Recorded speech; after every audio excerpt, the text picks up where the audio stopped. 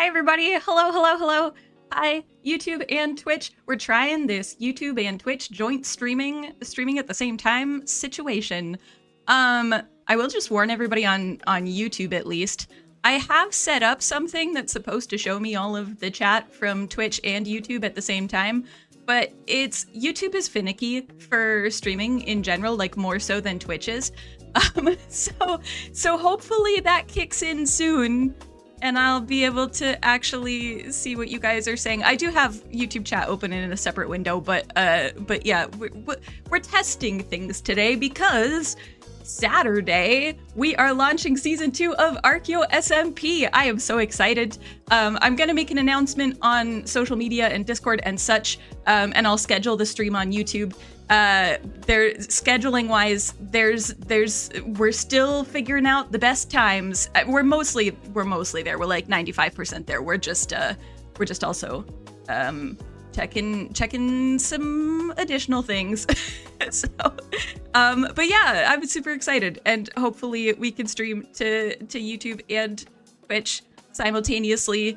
Hello everybody. Oh my goodness, there's so many of you. Hello Dragon and Moon and Conan and Brian and Vincon. This is where I realize I've never had to pronounce the YouTube usernames. So so apologies if I just destroyed that. And then also all the people who are in Twitch. Hello, Blast Jordan and Glam Pixie and Urban Exotics and Clara and Jossie and Dan. And did I miss anybody else? I feel like I've missed this. Hold on. Too many windows. Too many windows. Hold on. Let me scroll. Scrolling. I'm scrolling. Sheepscalibur. There we go. I thought so. I saw somebody else. Hello, Sheepscalibur and Useless Rogue. Was starting with Tadpole so stressful you had to take a hiatus? No, I just ended up with, so to explain for some people, because some of you may not have seen oh my goodness, and we have a hype train over on Twitch. Thank you so much. Thank you for the 23 months for Moon and Clara, and 30, thank you for gifting a subscription to Urban Exotics. Thank you so much. Yeah. Oh, look at that number. Yeah, so happy to be here. Very excited for Saturday. I know, 23 months. Also, for you guys who have been here since I first reached affiliate, there is also a new 2-year sub badge that I uploaded. It's a Pictish beastie, also sometimes affectionately called a dog dolphin, because we don't exactly know what beast it's supposed to be. But that exists. And thank you for the 100 bits, Glam Pixie. Thank you, thank you, thank you. Yeah, almost 2 years. I can't believe it either, Moon. It's absurd. It's wild. Brian, you're on a train. You might vanish. You're here in spirit. No worries at all, Brian. I know a lot of people lurk, so you're in good company. For some reason, the chatbot still isn't showing me YouTube live chat, and I don't know why. So, just saying. I feel like, oh, there it is. Now it's decided. So I heard that it takes like 2 to 10 minutes to kick in. And yeah, so now hopefully I should see. Okay, all right, now I can see YouTube chat. That's good, because otherwise it's too many windows to keep track of. Yeah. Hello. Goodness, hype train. Saturday, ArchaeoSMP season 2. We have some new people joining us for season 2 as well. If you guys remember from Border World, Witch Domalith, also known as Rin, they're an Australian content creator, streamer. They are joining us for ArchaeoSMP season 2, and I'm excited. And we also have KMB, who you may have seen around. He streams a lot with Moon. He's also joining. And then we have a few other people who are thinking of doing content creation with the server but aren't necessarily sure. So I'm not going to announce them until they're sure. But yes, yeah. Very, very cool. My brain is short-circuiting a little. I'm not gonna lie. Oh yeah. So news. That's it. I was like, what was I talking to people about before I realized I couldn't see YouTube chat? So basically, on the 19th of July, my stepfather unfortunately suffered a fatal heart attack. So I have been a bit quiet in places because we've been working through all of that. And I'm fine. We're doing fine. It's just like it obviously took some time to need to adjust and help family and such. And it's still kind of ongoing, but it's like prolonged. There's complications, but it's fine. You don't have to worry about the complications yet.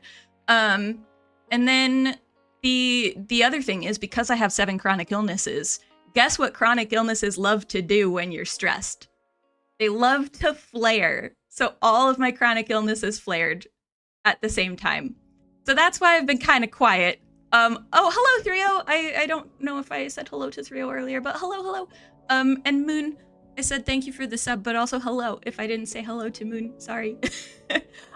Yeah, so if love is an open door, then chat is an open window. Excellent. Yes, so all of my chronic illnesses flared. And because... Okay, so some FYI with chronic illness, just in general. Twitch isn't loading, so you're watching via YouTube. Well, I'm glad that we can catch you in YouTube, Robert Skitch. See, this is the benefit of streaming to both platforms. I know there are a number of people who can't get Twitch to work, or who just can't use Twitch for whatever reason. So I've been wanting to stream to YouTube and Twitch simultaneously, basically since they announced it. But I needed to find the time to wrap my head around how to do that. So no time like today. That's what we're doing. Yeah, so in terms of chronic illnesses, for those who don't know, I have endometriosis, adenomyosis, and PCOS. And endometriosis and adenomyosis, basically they're diseases, disorders, whatever you want to call them, that basically progress over time. And the only way to kind of treat them officially is to, like, you can mitigate symptoms, but otherwise, the best thing to do is surgically remove the issue effectively. So it's tissue, certain types of tissue that grow where they're not supposed to grow. That's an easy summary. That's not like super gross. Basically, you get surgery to remove that, but like your body will keep making that tissue grow no matter what you do. So my last surgery was in 2021, in like late May of 2021. You're supposed to, generally the average for endometriosis and adenomyosis is like every 3 to 5 years. So as you can do math, it's been over 3 years. Yeah, as you get closer to like that 3 to 5 year mark, you start getting worse flares over time and worse symptoms over time until they're like, okay, we definitely need to do surgery again. So I'm in the process of getting on the wait list for surgery, which is why you might notice there are more and more streams might get canceled last minute, or canceled like on the day. It's not because I don't want to stream. I love streaming. I love hanging out with you guys. But chronic health be what it is. And yeah, that's the situation. Hey, Mr. Gisto, welcome in. Hello. I appreciate that we've added that quote to Twitch as well, that if love is an open door, then chat is an open window. It's good. It's very good. Yes, I approve. Must be stressful having to have surgery. Yeah, it was very stressful the first time because I'd never had general anesthetic kind of surgery before, really. That's not true. I guess I did, because I had to take all 4 of my wisdom teeth out at once, so they just knocked me out for it. But like, that was a lot less scary than having major abdominal surgery. So that was terrifying, but now I've done it once, so it's less scary, but it's still surgery, so yeah, it's very complicated. Chronic illness is complicated as well, and it very quickly becomes like a full-time job by itself, and that's before you have to mitigate all of the medical appointments and things. Yeah, they had to take all 4 of them out at once. So I was very grateful that they were like, yeah, we're just gonna knock you out. And I was like, good, because I don't want to be awake for this. Similar thing, consistent surgeries were stressful. Yeah, absolutely. So over the next couple of years, over the next like year and a half, probably, it's chronic illness. You guys, those of you who've been around for a while, know the drill by now. I'm always trying to do content and trying to make videos, and my body rebels, and that's how it goes. Yes. I'm trying to think if there's anything else, but I don't think so. ArchaeoSMP is launching on Saturday. I'll make announcements for specific times and like promos and such on social media. If you want to find me on social media, you can find me as at ArchaeoPlays on any social media that I currently have. So if you don't find me there, then I'm not on it, basically. But yeah, also I'll make announcements on YouTube and in Discord. I know that I can put, this is a thing, I can put the Discord command into Twitch. I don't think that will go into YouTube. I didn't set up my link commands into YouTube. So YouTube, but if you're on YouTube, you're subscribed anyway. So I'll make an announcement in the community channel, and then I'll also schedule the live stream a lot sooner than I did today's one. So you have like a day's notice before I go live. Yeah, that's what's up with me, or what's been up with me. I don't know if there's any, I'm trying to think if there's like literally anything else. I know technically I said that we might talk about archaeology news. Do you guys want to talk archaeology news? Should I look up some archaeology news? Let's look up some archaeology news. I love how I asked you guys that question and then made the decision without waiting for a response. While you've been away, you only have exotic left. Not your fault. Oh no, oh no. Only had tarantula, but rehomed to someone you know really well. Well, I'm glad that some of the animals were rehomed to someone you know really well, but still, I'm sorry to hear that. Last year, your sister learned she had endo, but has like 0 symptoms. Yeah, discovered it randomly, at least no current symptoms, which is very lucky. She knows where to look if it develops. Yes, so that's the other thing with endometriosis, is that your symptom, the amount of tissue that's growing, doesn't correlate to how bad your symptoms are. It can, but it often doesn't. So you can have really bad symptoms with very little tissue, or you can have lots of tissue with very few symptoms. I am in one of the annoying cases where I end up with lots of tissue and lots of symptoms. So, you know, my body, I'm such an overachiever that my body just took it to heart. And that's my headcanon, basically. Okay, yeah, archaeology news. Let's look at archaeology news. There's been, okay, so there was, ooh. Okay, well, there's, you know what I'll do is I will post these links. If you guys want to see the links, I will post them in Discord, because I feel like that's going to be easier than getting them into both Twitch and YouTube chats. Once I create a link that YouTube peeps can use for Discord. Hold on. I mean, it'll be in the description of the video, but I can also post one in your chat. This is why we're doing this now, so that ArchaeoPlays learns how to YouTube stream before Saturday. Cool. Yeah, I'll post the articles into the Discord chat. Basically what I do is I go to this website called archaeology.org. It's not the only place I get news, but it's a big place for news. They do a really good job of summarizing things. So let me go into archaeology news and I will post the link. Apparently some omens written on cuneiform tablets have been translated. So they're 4,000-year-old tablets, and they predict omens using the time of night, movement of shadows, and the date and duration of eclipses, which is cool. There's the actual article on Live Science, although Live Science at the very least used to be like a subscription service. Maybe not. Maybe you can, here, I'll post the actual article in addition to the summary on archaeology.org. But yeah, so that's really cool. That's very, very cool. Also, I heard that, and I haven't looked into this, I really should, but I heard that there was, that Harappan tablets, like writing tablets, little clay tablets that have writing on them, and also designs and like animals and things like that, that they have now been dated, like radiocarbon dated, and found to be about 5,000 or 6,000, no, 3 or 4,000 years older than the oldest writing systems that we know of. I don't know how accurate that is. I saw it on TikTok, but it's from somebody who is like a history person.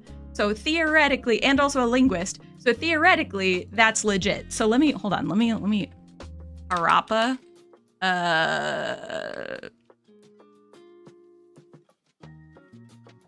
I don't know what to Google for this. That's gonna be,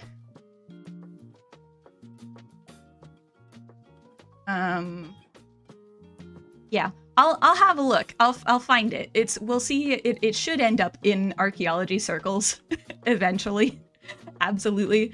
Same source now that I said the Tiki Talks. Yeah, a friend of mine sent it to me because I really love word puzzles and like language puzzles in general.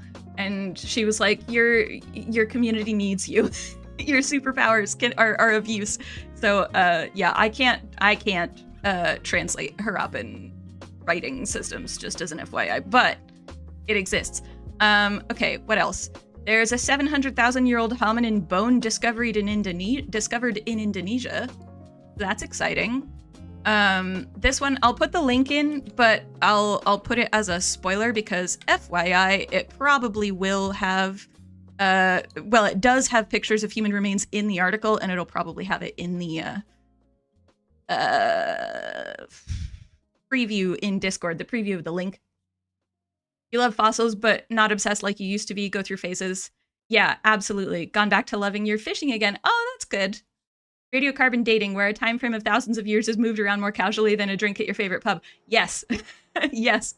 Especially if you study the early medieval period and the Iron Age like I do, or Iron Age and early medieval Europe, we get what's called a plateau of radiocarbon. So basically the way that radiocarbon works, let me see if I can do this for you guys. Okay, all right, I have to do it backwards because my camera's flipped. But like basically it's a chart that kind of wiggles, right? And you take your results and you wiggle match them. You match the wiggles from your readings to the wiggles on like the established chart of the rate of carbon isotopes, specific carbon isotopes in the atmosphere, right? The problem is that they don't wiggle, they're not like wiggling at the same rate. So sometimes you get like a wiggle and then you get a plateau. And the problem is that if you get readings that are in that range, but it's a plateau over 1,000 years, then your date range, you can't narrow it down any further than 1,000 years. And that happens a lot in Iron Age and early medieval Europe. We have a pretty big plateau in that range. So radiocarbon dating is great, but it's also not, there are potential issues with it depending on when you're looking. And for something like early hominids, radiocarbon dating doesn't generally go that far in the past, so you have to use other dating techniques in archaeology. So there's a whole lot of different dating techniques in archaeology because we're all about dating things. Saying. Have I heard about the full mammoth tusk? I did. I did. I don't remember anything about it, but I did hear about it. So that's cool. Yeah, so this oh, on Flores, okay. So the Indonesian island of Flores has one of the main hominid fossil groups that we have for early humans. They're called Homo floresiensis. They've often been called like hobbits, and I don't agree with that terminology. Let's not use that kind of, like, we don't want to, you got to be careful with terminology when it's applied to people. Not that I disapprove of hobbits. I absolutely approve of hobbits. But because hobbits in Lord of the Rings are decidedly not human, it can make us start to think of people who are called hobbits as not being people or not being human. So generally their average height was very, very short. And they're early humans on the island of Flores in Indonesia. So that's a big thing. Can't translate yet. Very true, Brian. Very true. You would love to find a discovery like that. I know, right? I have never made like one of these major groundbreaking discoveries. I'm gonna be real, but most archaeologists don't. It's like a once in a lifetime kind of thing. There's a burial landscape identified in Germany, early bone needle workshop found in China, so that's cool. Not that the burial landscape in Germany isn't cool, just that like a certain amount of these stories are like, we've done slightly more research in this area than we did yesterday, you know, so they don't necessarily have massive updates. But yeah, in Shanxi, China, I've probably totally mispronounced that. Hold on, let me get the port. Bone needle workshop reveals industrial practices of the 2nd millennium BCE, so that's fun. Here, let me put this in the Discord news. Hold on. Discord news. There you go. That's the article that the summary is getting their info from. Yeah, during the transition from the Neolithic to the Bronze Age. in China, which is cool. And for anybody who's maybe confused about that, FYI, the different ages of time, they didn't happen at the same time everywhere in the world. So the Neolithic period in China is a different period to the Neolithic period in Europe, for example, or the Neolithic period, or, well, I don't know that we would call it the Neolithic, but, you know, that similar kind of time frame in North America, for example. It all depends, and it's easiest to think about with like the Bronze Age and the Iron Age. So the Iron Age doesn't start until most people are using predominantly iron for their tools, right? So that's going to happen at different rates in different parts of the world, depending on the availability of iron and also depending on the amount of contact that that group had with other people who maybe had iron technology and such. So when we talk about things like Southeast Asia, for example, we don't actually have Bronze Age Southeast Asia and Iron Age Southeast Asia, really. We tend to call it Metal Age Southeast Asia because bronze and iron technologies arrived basically within a century of each other, so at basically more or less the same time. So that's why we call it Metal Age Southeast Asia instead of Bronze Age or Iron Age. And then for certain parts of the world, instead of saying like Bronze Age or Iron Age, they might name it after a dynasty or after a civilization, whatever is kind of like the major thing for that period. It's not necessarily going to be technology based. Very inconvenient for civilizations not to synchronize their developments globally. I know, right, Robert Skitch? They could have done us a favor. Bearded dragons, mountain horde dragons, Chinese. Oh, very nice. Yes. Yes. Archaeologists love dating so much they made it into a game. Yes, C14 dating is a dating game. I have not played it. I really should. But I know it exists and have heard an interview with the dev. It's a dating sim. It's an archaeology dating sim, which is hilarious. Let me see. I'll skim. Let me see what else we have. Okay, so there's a dig happening at a historic black schoolhouse in St. Augustine, Florida. That's cool. I don't know that there's necessarily gonna be like a specific. Oh, access denied. Okay, well let me give you the summary article in Discord, and then I'll give you the. Yeah, let's attempt to give you this. It might be it's region locked. A lot of US news sites, especially when they're local, they won't open for people outside of the country. So if you happen to be in the US, you can probably click on that link, but I can't. So, but yeah, my guess is that there isn't necessarily going to be like a, this is what we found. This is more an announcement that they're doing field work. Probably like leading, number one, just letting people know, but also leading up to maybe like a visitor day where people from the general public can come and see what's happening at the site. Oh yeah, okay. It looks like because it also was, it was a school until 1964. So they've had people who went to school there come up to them while they're digging and being like, oh yeah, we remember getting, you know, like snacks across the street, which is really cool. So it's part of a restoration project to use the site as a neighborhood center. Okay, so I wonder if they're doing the excavation and then they're gonna build the neighborhood center, which happens a lot. You kind of, in a lot of countries, you have to investigate archaeologically before you can build anything.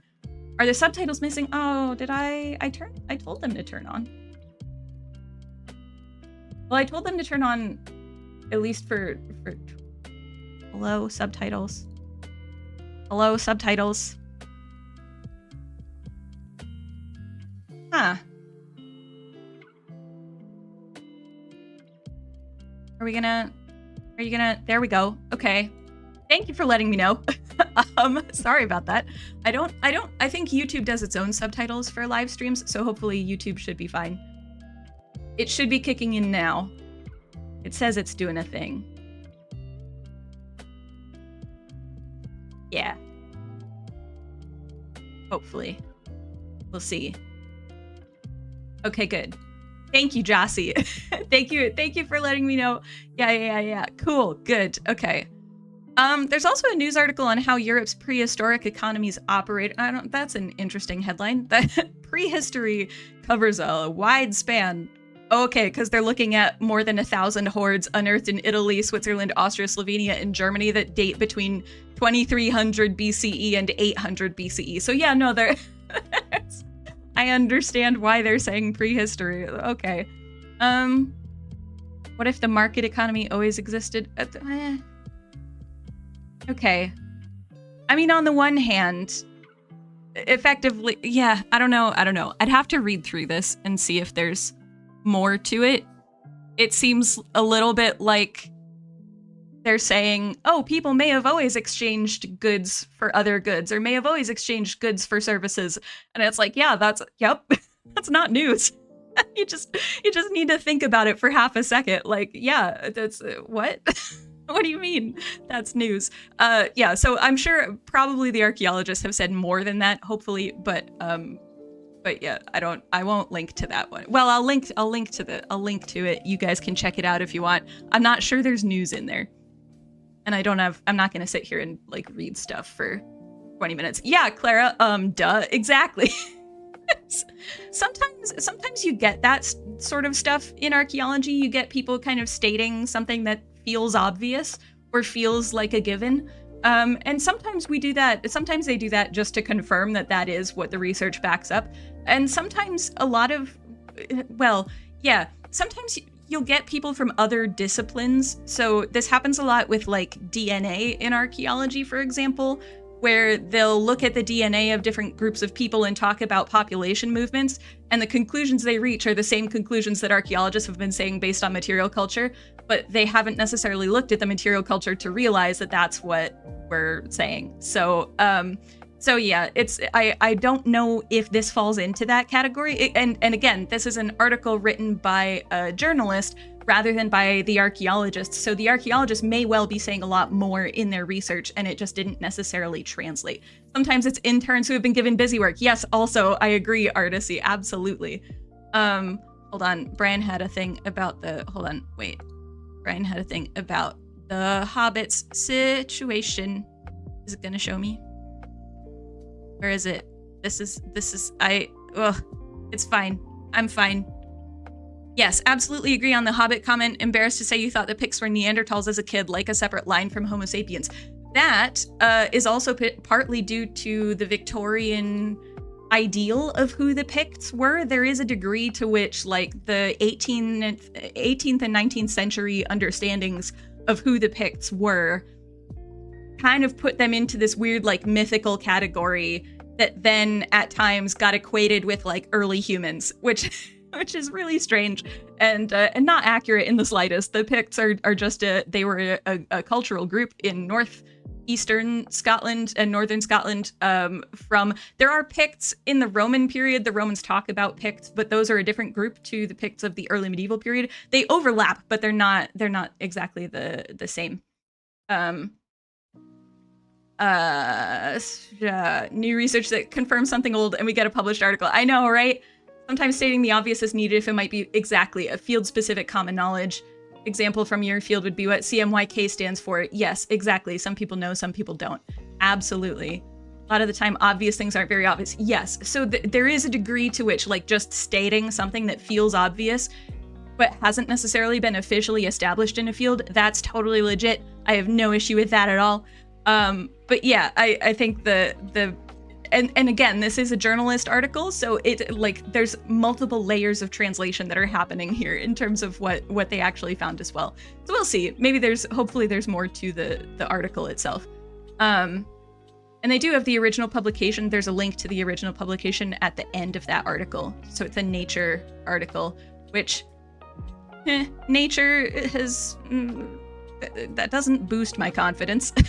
Have humans always sold and purchased things? First line of the abstract. Seemingly trivial question, so that's good. Exposes one of the most conspicuous blind spots in our understanding of cultural evolution. Emergence of what we perceive today as modern economic behavior. Okay. Oh, they're also saying they're testing a hypothesis. Which, I mean, yes, we do test hypotheses in archaeology, but also a lot of it...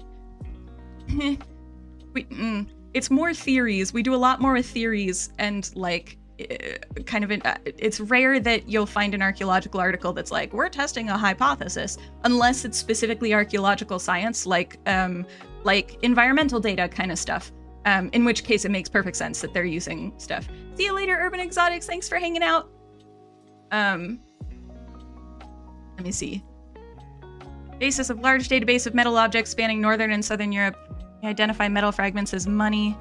Address them as proxies of consumption and observe that starting around 1500 BCE, their mass values become log normally distributed. Right, okay. Uh-huh. Oh, and they simulate. Oh. Okay. I'm hesitant on this article. And the reason I'll explain why. Okay. And this doesn't mean that I'm right. Just that this is where my brain is heading at the moment. The other times where we get like weird conclusions is when people go ham on statistical analysis in archaeology, which doesn't mean that statistical analysis is bad. It's really, really good. Okay, this is not a statistical issue. But sometimes what will happen is people who are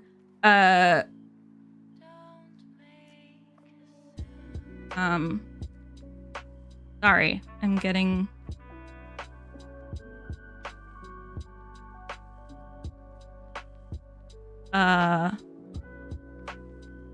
getting a lot of messages from PayPal saying, giving me a security code. So, okay. Hold on just a second, guys.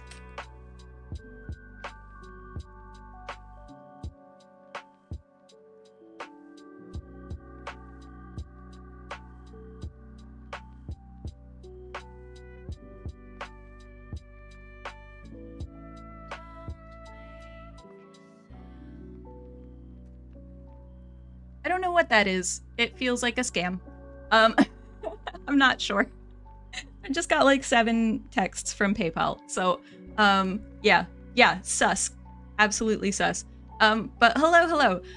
Okay, so statistics. Basically, when you're trying to do statistical modeling, number one, math in general is not the greatest at factoring in humans. Hey, small, welcome in. Hello. If you move all the pics from an image, it would still be depicting them.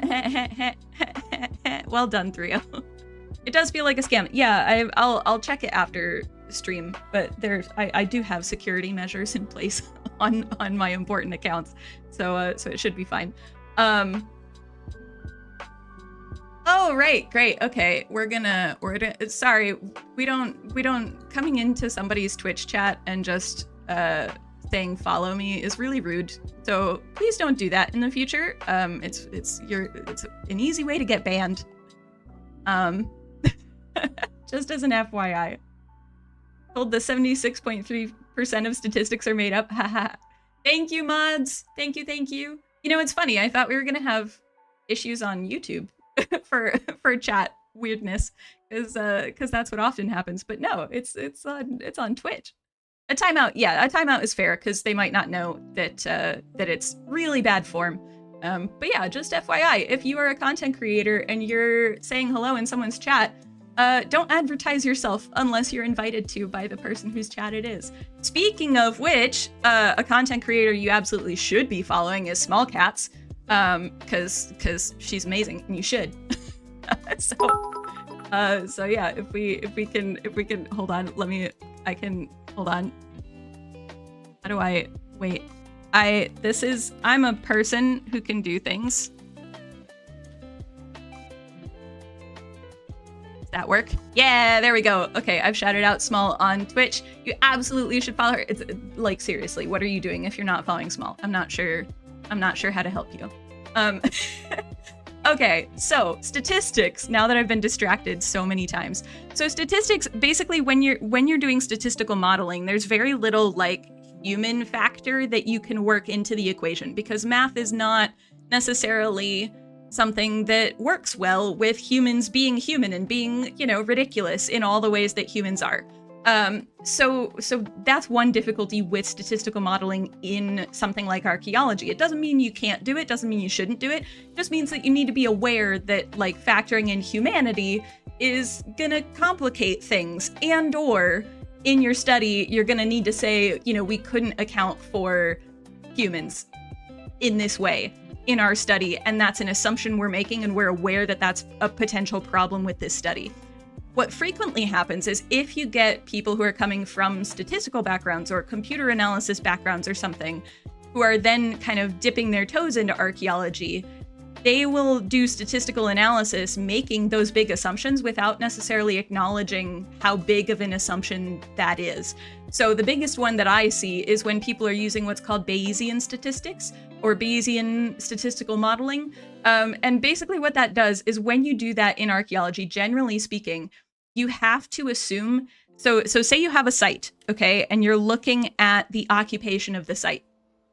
For any kind of Bayesian statistics, generally speaking, a big assumption people have to make is that the site was continually occupied. So basically, there was a period where nobody was in that place. There was a period where people arrived, and then people lived there, and then people left. And from that moment where people left, nobody else ever came to live there ever again. Right? So it was just it was a single occupation of a single extended group of people. It may have lasted for generations. It may have lasted for 5 years. It may have lasted for, centuries. Doesn't matter. It just means that there wasn't a break in that time frame. But we all exist in reality, and you're probably aware that there are, you've probably had houses on your street where somebody had moved in and then that person left, and then it was 3 years before another person moved into the house, right? Or businesses in your town, for example. So that's a small example, but there are entire parts of the world where people lived for a time and then they left, and then eventually some other time, other people arrived and lived there and then left, and then another point in time, people arrived, lived there, and left. And with a lot of statistical modeling, you can't accommodate for that necessarily. So that's where my hesitance is coming in with this abstract, is that there's a lot of statistics talk, and I always get a little hesitant when statistics is talked about, but there's no obvious acknowledgement of potential caveats with the study in the abstract. Yeah. If you remove, it's a good quote. If you remove all the pics from an image, it would still be would it still be depicting them? I think it absolutely would. It would be multiple depictings, probably. Sorry, I didn't realize my mic was that close, and I hit it with the mug. Sorry, I'm so sorry. Where your house is built, the land used to belong to one house, now has 10 or so. Exactly, yeah. That's the other thing, is that a lot of these statistical models sometimes will assume that the land that they're looking at was used for the same purpose over that entire occupation period as well. So yeah, I love statistics, but we have to be really careful when we apply them to people and human behavior. And then there's also just the idea that humans have always sold and purchased things. It's yes, we know, one of the oldest writing systems in the world, cuneiform, was all about, it developed because people were selling and purchasing things. It was a market economy. They were exchanging. Yeah, they didn't necessarily have currency, so I think they're sitting here arguing that these various bits of metal are money and currency.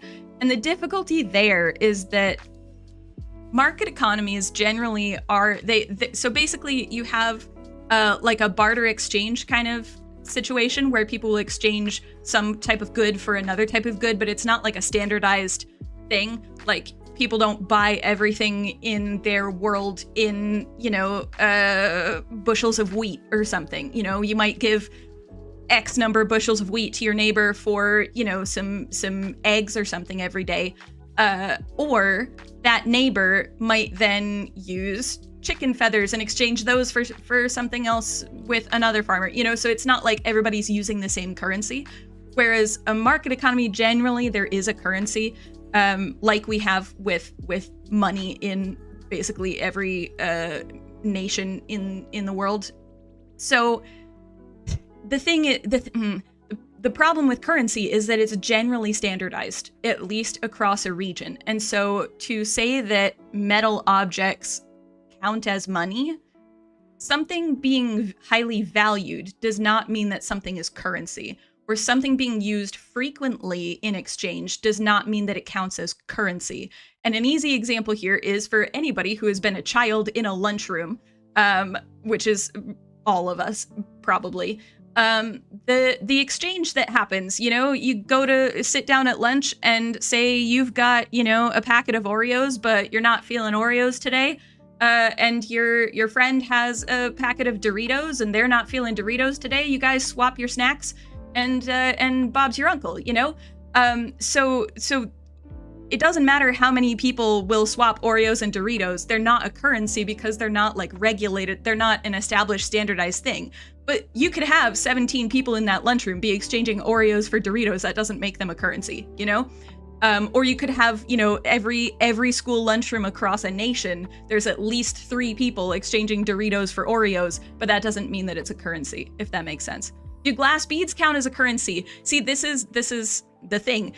It depends on the society and the time period. There have been periods where it's been suggested that glass beads acted as a currency, but we don't have anybody sitting there writing down like this is worth, one of these glass beads is worth X amount of food or whatever. So there's no like system in place of what everything automatically matches in worth. Whereas when you think of things like currency, like coins, Roman coins had an established value. And that may have, there may have been fluctuations of pricing and inflation and such, and the same as there are today. But there's no like, it's not like one Roman coin is gonna buy you vastly different amounts of resources from one year to the next. Whereas something like glass beads could, because it wasn't necessarily highly regulated. Now, I say all of this with the caveat that we do not have written documents from a significant number of past societies. So it could be that some societies in the past did use something like glass beads as currency, but they never wrote it down, or they didn't write it down in a way that survives, for example. And that's something, cowrie shells, for example, are often used as an example of currency that isn't coin and bill based. That, yes, on the one hand, yes. On the other hand, in terms of like the standard of what those are, if we don't necessarily know the standards or we can't necessarily see the standards, then it can be difficult to argue that it's an established currency and therefore like part of a market economy. So there's a whole lot of nuance here. And the thing about metals, particularly things like iron, silver, and gold, is that they're valuable materials. So people are going to be trading them a lot, no matter what period you're in, right? But silver isn't, like, just because you're exchanging silver, that doesn't make silver a currency. It just means that it's something you're exchanging, for example.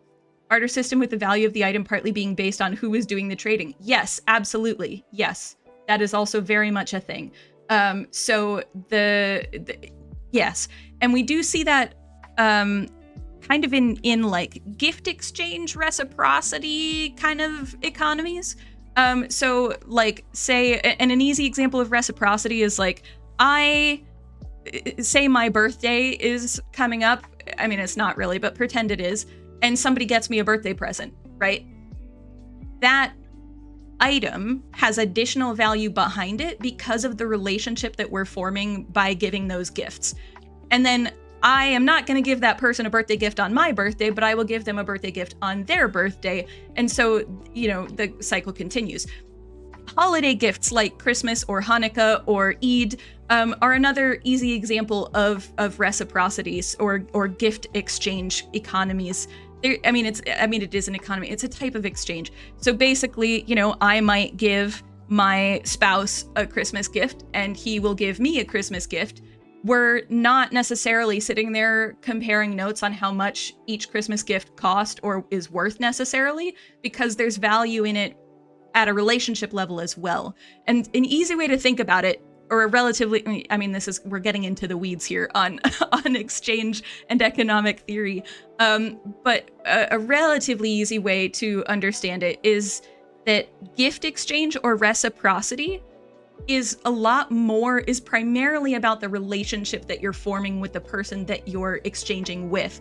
Whereas something like a barter economy or a market exchange economy, those we're not necessarily going to the supermarket with a goal to establish a lifetime relationship with the cashier, right? They're more about the thing that you are exchanging, if that makes sense. I hope all that makes sense. I know I've been rambling slightly, but yes. For example, deep slate in Minecraft is more valuable to you than many other people because you're building with it. Exactly, yes. If someone has a mud shop, dirt becomes more valuable to them. Exactly, absolutely, 100%. One computer game you played where the in-game world used a barter system as opposed to currency, which just meant that you always ended up paying for things in potatoes. Yes, so barter systems, and that's a really interesting point, Robert Skitch. I know I said we were going to play Minecraft, but now we're on a deep dive into archaeological theory, so here we are.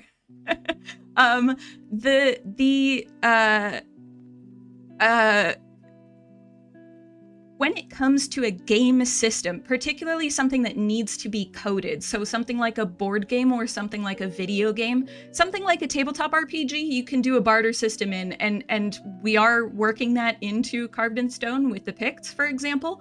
And that's partly because with tabletop RPGs, there's a certain amount of wiggle room where you can make up your own rules. And that's really helpful for something like a barter system because it depends. It's, you know, what is valuable and what is exchangeable is going to depend on the circumstance. It's going to depend on the context. It's going to depend on the players.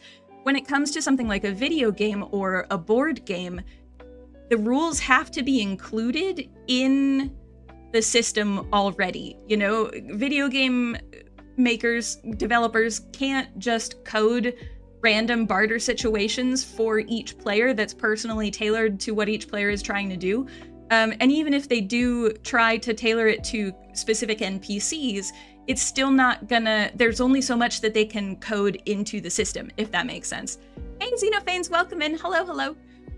So something like, in terms of barter system, I mean, it's mostly barter-ish, is like the bulletin board in Stardew Valley, not the one, I mean, the one outside of the general store, kind of, to a degree, is a barter system, but you mostly get like monetary rewards for those. But the bulletin board that's outside of Lewis's house that opens up in the fall and it's like your community quests, that is a lot closer to a barter economy because you are providing a good or a service and then you're getting a good or service in exchange that is not something that is currency. You know, you're not getting, if you give the wizard ectoplasm, I think he gives you mini obelisks, you know, and he teaches you how to do something rather than paying you like, I don't know, 3,000 G. He may well pay you a bunch of money in addition to that, but that's a closer kind of video game barter system.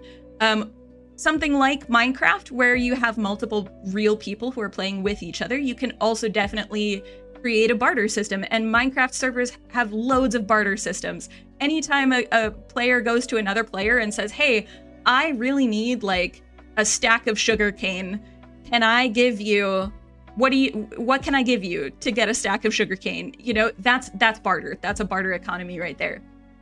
So yeah, Minecraft servers have loads of barter and also market economies, usually with diamonds, but also the villagers are a market economy with their emerald currency system.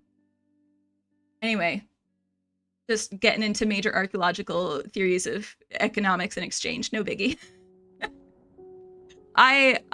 Before I started studying, okay, so like part of the reason I got into ancient glass was because I was really interested in ancient exchange patterns, like long distance trade, basically. And glass beads are one of the most ubiquitous or one of the most used long distance trade items in history. So that's how I got into glass beads initially, at least. And then I realized they were adorable and I love them. So, you know, I kept up with the glass beads. But yeah, they're really, really cool. Anyway, we spent a long time talking about archaeology news. Should we do a Minecraft? Should we get into Minecraft? Let me make sure that things are still like functional in different places. Hold on. Cool. Okay, it looks like things are functional. This song is very slow. Oh, okay. I was like, why is this song so melancholy? It's called Macabre. So that's why. We're gonna switch songs. I want a slightly happier song. Lots of I need X. Does anyone have any willing to... Thank you for the quack. That 100% jump scared me. I forgot that the quacking was a thing. Thank you, Sheepscalibur, for waking me up. Well done. Okay, shall we hop into archaeologist guide? Shall we hop into my world here? Hold on, wait a minute. Where are we? There we go. Hello. Hold on. Moon's looking for the song. The one that's playing right now, or the one that was playing before? The one that was playing before Moon is called Macabre. And I don't know the artist because I'm on Shuffle Play in this playlist, but it's in like a Lo-Fi Girl playlist. I can get you the artist afterwards if you want. Everybody stretch. Thank you for the stretch, Sheepscalibur. We've been sitting for almost an hour. Goodness, an hour of archaeological exchange theory. Wow, you guys let me go on so many tangents. Yes, feel free to stretch though. Oh, we can't do cake or death. I meant to turn that off. Hold on. Let me do that real quick.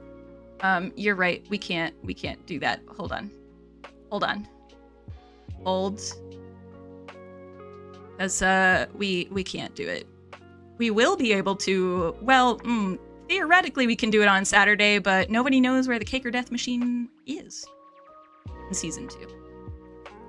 So, all right, that should have disappeared from you, I think. Okay, now shall we go into here before? Yeah, Moon, I'll get you the artist afterwards. I'll have a look through the playlist. We're in Archaeologist Guide to Minecraft because there's a thing. Oh, we need to hold on. We need to adjust.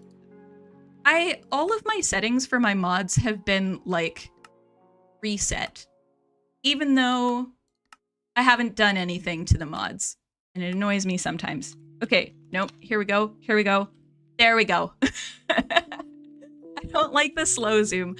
We're in Archaeologist Guide to Minecraft because I'm gonna be doing a charity stream on the 17th. So this coming Saturday is the launch of season 2, and then thank you for the quack. Ooh, it's not telling me who did. Oh, Robert Skitch, there we go. It wasn't coming up for a second. Hello. Thank you for the quack. Yeah, I'm doing a charity stream for a charity called Stack Up. They are a charity that's based in the US, but they also work in other countries. They work here in the UK as well. And they're a charity that tries to help active and veteran service members with mental health situations by providing games. And that's like board games and tabletop role-playing games and also video games. Now I, as many of you who have been around are aware, I'm very much a pacifist. I'm not like, I don't support war. It's not, I don't do it. And I said this to them as soon as they reached out, and they're like, yeah, we're of a similar mindset, but we agree that people who are serving in the armed forces are there for a variety of reasons, first off, and that they're ultimately generally not the people who are making decisions about where they go. So, and regardless of all of that, everybody deserves assistance with mental health stuff. And a lot of armed forces in a lot of countries don't often get the help that they need, despite the service they're providing to the country. So anyway, so we're doing a charity stream for them on the 17th, next Saturday. And I thought we would do it in here in Archaeologist Guide because I have, okay, hopefully there are no bad guys, or at least no creepers. Surprisingly, I think, I think I managed to avoid generating hostile mobs. But anyway, there's, oh, and now it's snowing. There's the charcoal yard here, which has been here for a while now. Which is hard to see in the snow. But then there's also the whole brickworks that I built over there. And the thing is that you need people to like work the charcoal yard and the brickworks. But I don't have any houses. And so I thought for the charity stream, I would build a little village, probably over by the brickworks, because there are more people required for the brickworks than for the charcoal yard, and because charcoal yards often were kind of out on the outskirts of places. I mean, brickworks kind of were as well, but they could also be like next to a settlement, whereas charcoal yards were often like in the woods, because that was easier. I'm gonna This is also a world where you'll notice I only have stone tools. We haven't established iron smelting yet in this world. It's on the to-do list. But yeah, no, we're doing all this with stone tools, guys. It's gonna be slow. It's gonna be fun. There's gonna be a lot of tangents. Also, I forgot how far away the brickworks was from my base. This has taken a while. Fine. It's fine. It's as I stop sprinting, oh my goodness. Okay, we can see the water. We're almost there. There it is. There's the chimney. So yeah, trying to quack while I was doing a close-up. That's true. Well, one day somebody will get that timing, and I will be. I mean, I'm impressed anyway with any of that timing, but yeah, there's this whole brickworks. This is a massive brick kiln in here. It's a Hoffman kiln, and oh yeah, cause I yep. Thank you, Clara. I shall eat. I'm so bad at remembering to eat in Minecraft, and it drives dragon up a wall, at least. Yeah, so we have this massive kiln. It would require a lot of people to not only operate the kiln, but also to be making all of the bricks in the first place. And then also to be collecting the materials for the bricks, like all of the clay and all of the shale that I'm pretending the andesite is down there. So we need houses. We need a lot of houses.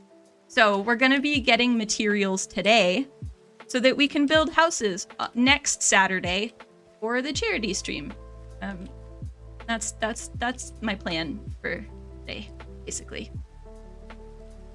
I'm not a fan of the rain, not gonna lie. It's easier to see through than the snow. I really should get like the vanilla tweaks data packs and have the less obtrusive rain and snow stuff. Hey, Azook, welcome in. Hello. Oh, did we have another bot? Sorry. Thank you, mods. Mods are great. Sing their praises. What's my favorite song? Ooh.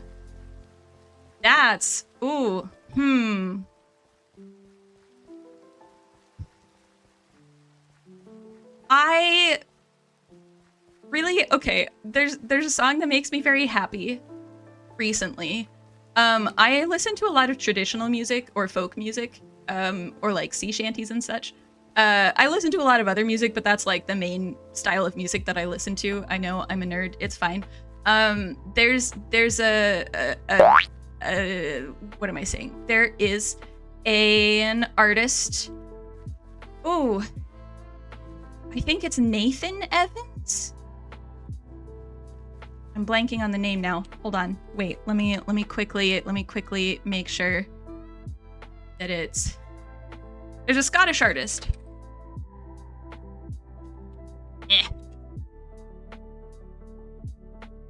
Yeah, it is Nathan Evans. Okay, all right. I couldn't remember if it was Nathan or Nick, and my brain was like 90% sure that it was Nathan, but I couldn't remember. We'll get to the t-shirt check. I promise it's a good t-shirt today. I mean, all my t-shirts are good, but it's a good t-shirt. So Nathan Evans does a lot of kind of like a mix between traditional music, sea shanties, and like pop music. And I like a lot of his songs, but one of them is called Highland Girl. And I like that one. I also like The Last Shanty because it's a song about how nobody needs any sea shanties anymore, and the shanty singer is annoyed because technology has moved on and everybody listens to the radio. And what else? There also is that. There's definitely another one, but I can't remember what the name is or what the lyrics are because my brain is doing what it do. So but yeah, Nathan Evans I highly recommend if you're into like, oh, when snow falls on a path, no, that can't be. That must have been Corster or something. Okay, for a minute I thought that the snow was taking out all of my path blocks and I was going to be really upset for a second. Love my streams. Thank you so much. I don't do requested shout outs on this channel, generally speaking. Okay, let's see what time we're gonna need to sleep, so let's just wait and sleep. Oh, we can already sleep. Helpful. Finally done with work. Yay, Moon. Hey, Broken Toaster, welcome in. Can't even go into a cave without getting scared. Oh my goodness, I get scared in caves so much. I'm not good at PvE in Minecraft. I build stuff. I'm so bad at like anything to do with mobs. So yeah, I hear ya. I'm gonna, well, I don't really need, I probably, well, about to say I don't need dark oak, but actually I probably do need dark oak. I probably need like everything. We're just gonna collect some resources for a while because we're gonna need it. Or maybe Shantyman. Oh, is that the song? Last Shanty? Yes. I think it was Last Shanty, or it's called Shantyman. But yes, Artisy, that's the song. I like it a lot.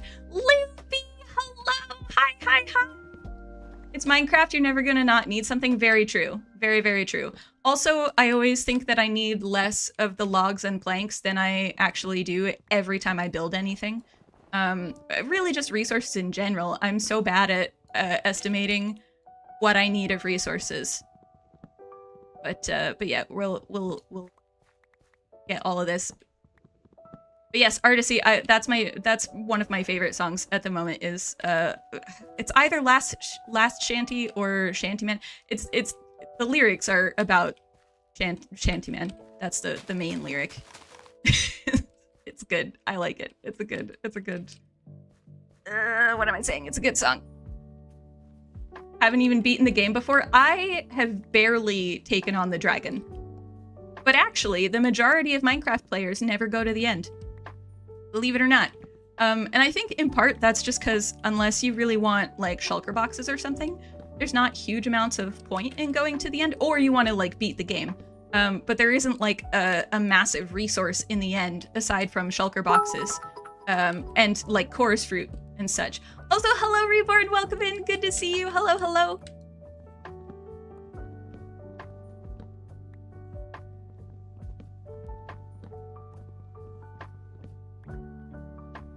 A horror story that still scares me. Okay, well, I can tell you a real story that is kind of horrifying. Yeah, I've worked at a lot of historical properties, and like, if you asked me if I believe in ghosts, I don't know what the answer is. I'm on the fence, but I've worked at enough historical properties that are definitely 100% haunted to know that when you're at a historical property, you don't question whether they're ghosts, you just acknowledge that there are and you do your best to respect them. When I worked at Mystic Seaport, a lot of the interpreters, so the people who would be in the buildings and talking to visitors, there was this one building, well, there is this one building that's a farmhouse, and they do a lot of open hearth cooking, and they swear that if you walk into that building to open it for the day and you don't say hello to the mistress of the house, then you will never get a fire to light in the fireplace. So it was just, we just always, anytime we opened the building, we'd be like, we would just say hello, just greet them nicely so that the fire could start in the hearth. Also, like that Mystic Seaport, they have a rope walk that's like really, really big. It's a rope walk is a place where rope was made, basically. And it's called a rope walk because it's really long, because rope needs to be really long. And the amount of time that I have spent at that museum after hours walking by the rope walk to get back to my car, that rope walk is 100% haunted. Just saying. It's like easily 100%. There's a dragon in the place called the End, and it's the proverbial conclusion to the game, and then you can just keep playing after because Minecraft is a sandbox game. Absolutely. Yes, I agree. A lot of it is like, for me, it's a lot of laziness. I just don't, there's a part of me that's like, I could have shulkers, or I could just use a bunch of chests, and getting to the end is a lot. Like, my brain just decides sometimes that it's not worth the effort. Similar to like a lot of the nether, like going into a nether fortress, my brain is just like, yeah, but do I really need blaze rods? Which granted, you don't need to go into a fortress to get the blaze rods. Right? I'm pretty sure you can get, maybe not. Can you get blaze powder from, I thought you could get them from piglins. Or, yeah, piglin traders? Maybe not. Maybe I'm making that up. Sounds like a nice place. I mean, it is a nice place, but yeah, after dark, it was creepy. It was not a place. And I worked overnight programs, so I was there after dark a lot. And the ship that we stayed on, that's the other thing, is that the ship that the school groups stayed on, and that we stayed on with them, because we didn't just leave the school groups on the boat by themselves. It was a 3/4 size ship because it was used as a Danish training ship for Danish Navy cadets. And then it got bought by an American. It was used as a training ship in the US, and then he turned it into his own private yacht, that kind of thing. But the ship was actually, at one point, it was run into, like completely run over by a steamship in Long Island Sound in New York. And a significant number of the young cadets aboard did not make it out. They went down with the ship. And then the ship was raised from the depths, and that's how we have it today. So the ship that we slept on was a place where a large number of people died. That was fun. We always had to gauge whether to tell the school groups that, because some of them were really keen and some of them were really not. So you had to judge the stories that you told people. A certain amount of the time, if we did tell the kids that story, we would tell them after they had already slept there, so like they were on the day they were going home, so they didn't need to worry about it. So that we didn't have kids at like 2 a.m. being really scared to go to sleep in the boat, because that would be a problem. Definitely haunted. I know, right? There's a training ship to learn to eat pastry danishes? Ooh, probably. I mean, if there is, sign me up. The thing about SMPs, other people can get the shulkers and blaze rods. Yes, I do appreciate that. I very much appreciate that. Yeah, I think I've only done, well, actually, I know that I have only done the dragon fight on servers. I've never really done it in my own world, because I've never worried that much about shulkers, basically. To a point where I forget, like, same with Elytra, I forget that Elytra exists in the game. Oh, okay. Now, you're gonna wonder, ArchaeoPlays, why do you have 3 crafting tables in your inventory? And I'm just gonna say, don't worry about it.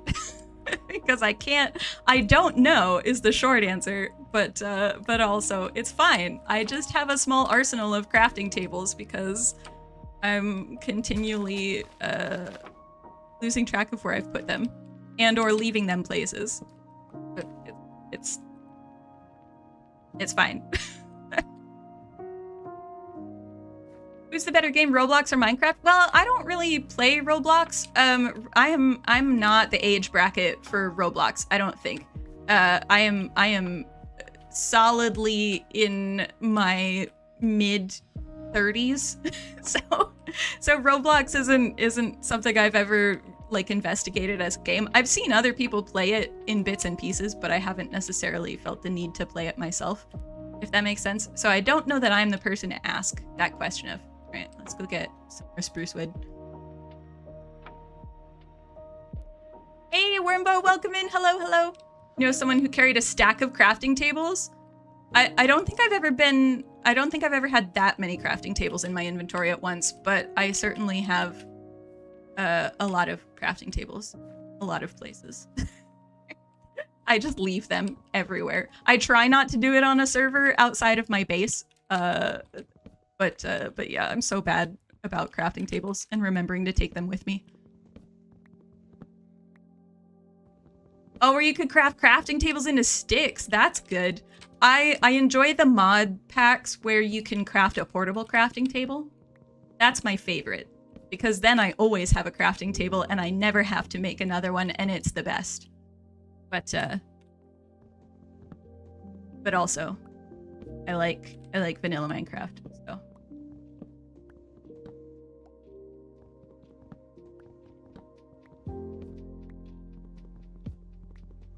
Heard about a data pack from Spawn Chunks where an endermite burrows into purpur and spawns a shulker? Oh, that's cool.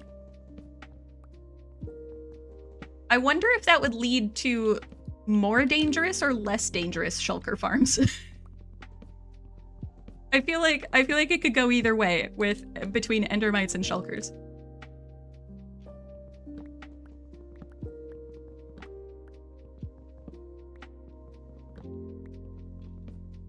I do have a data pack. So on ArchaeoSMP, we have a data pack, or we're going to have a data pack. Well, it's already on there, where you can make ink from smelting coal, charcoal, or bone, which is historically accurate. You can make ink from doing those things.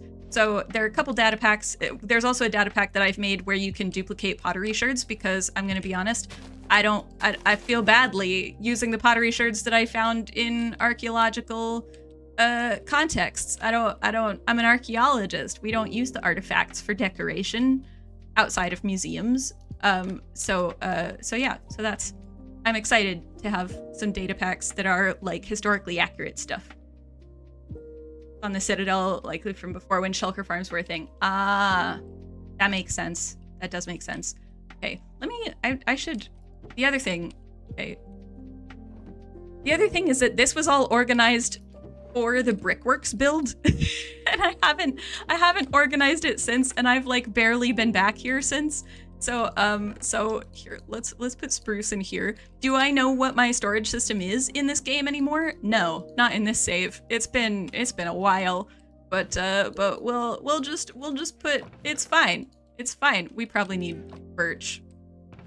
Because 15 logs is not going to cut it, and birch is a really nice accent block or contrast block. We have a lot of cobblestone. I don't have that many of the other stone types as well. Like I have some, is it over, where are they? Over here? No, that's the trees. Thing is that I also built this in a way where everything looks similar. Like it's all stacks of 3 chests, and it's like, oh gosh, which one is it? All right, so andesite is doing okay. Granite is doing, diorite is in dire straits. There's a lot of diorite used. Oh, somebody did a t-shirt check. Oh my goodness. And I totally forgot. Mr. Gista, I'm so sorry. I hope you're still here. Hold on, wait a minute. This one.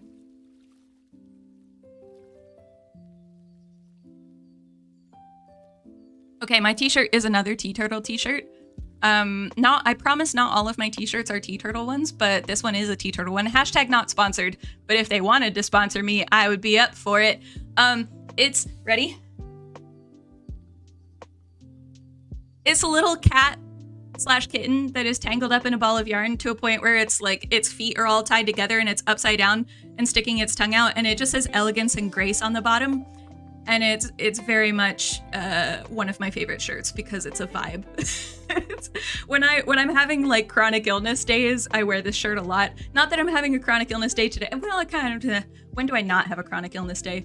But yes, I like this. Also, I play Pathfinder with a group of friends, and I'm playing a monk. So Pathfinder, if you haven't heard of it, it's like Dungeons and Dragons, but it's slightly different. And I'm playing a monk, and I like to wear this shirt when I'm playing the monk because monks are supposed to be all about elegance and grace, but I'm very much not, and I enjoy it.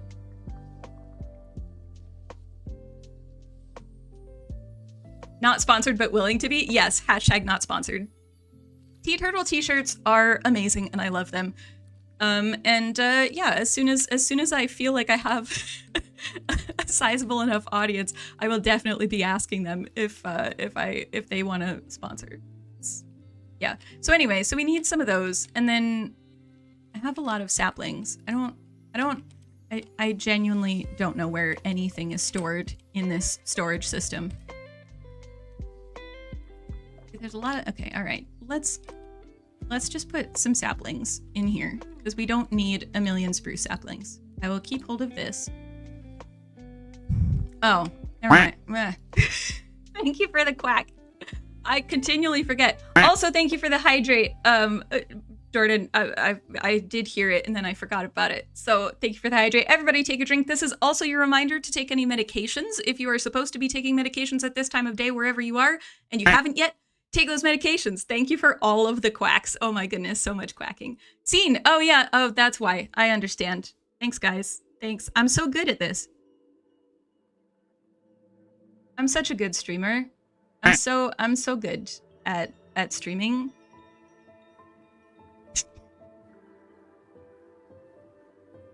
Oh, I wish Tea Turtle would do long sleeve t-shirts as well. I would also have a lot of those. Yeah, in fairness, you didn't miss anything. I was just going through my storage system and putting things in the wrong spot. because I don't know where anything is. So you didn't miss much is the net result. What do you guys think? Should we chop some more trees or should we go mining? Maybe let's go mining for some stone types. The quacks are perfect for it. I know, right? Because they jump scare me as well. They may have an affiliate program. Yeah, I think there are a couple of companies that do have affiliate programs, but they require a certain threshold of like followers and such, which is totally understandable. So it's one of those things where I'm like almost there, but not quite. So sound like a flock of ducklings. Absolutely. Right. Any mining? Yes to mining. Any strong feelings? Lots of ducks. I approve. All the ducks. Where? Oh, food is probably down here. Not in that one. Nope. Did I put it in the actual? This is not. This one? This is the food. Okay. A and potatoes. Although I probably should. Thanks for the follow. What at Twitch? Welcome in. I probably should keep some potatoes because I'm gonna need to eat stuff. Pumpkins. Oh, there's also a bunch of potatoes. All right, fine. I am a functional person and am so good at. I love how I'm so good at organizing things in Stardew Valley, but when it comes to this particular Minecraft instance, not so much. I want to leave the snowballs in here, but I'm never gonna find them again, and I shouldn't. All right, let's go mine stuff. Pretty please go to the nether. I don't have a nether portal yet because I only have stone tools in this playthrough so far, because we haven't established an iron smelting industry yet. So I gotta do that first before we can even get diamonds, and then we gotta establish the whole diamond industry before we can harvest obsidian. So the nether is not happening anytime soon in this playthrough. It'll happen in other series, but this one is a slow technology progression kind of series because we got to build the industry before we can use the tech. It's because I'm not compensating for tadpole. That's true, Jossie. Very, very true.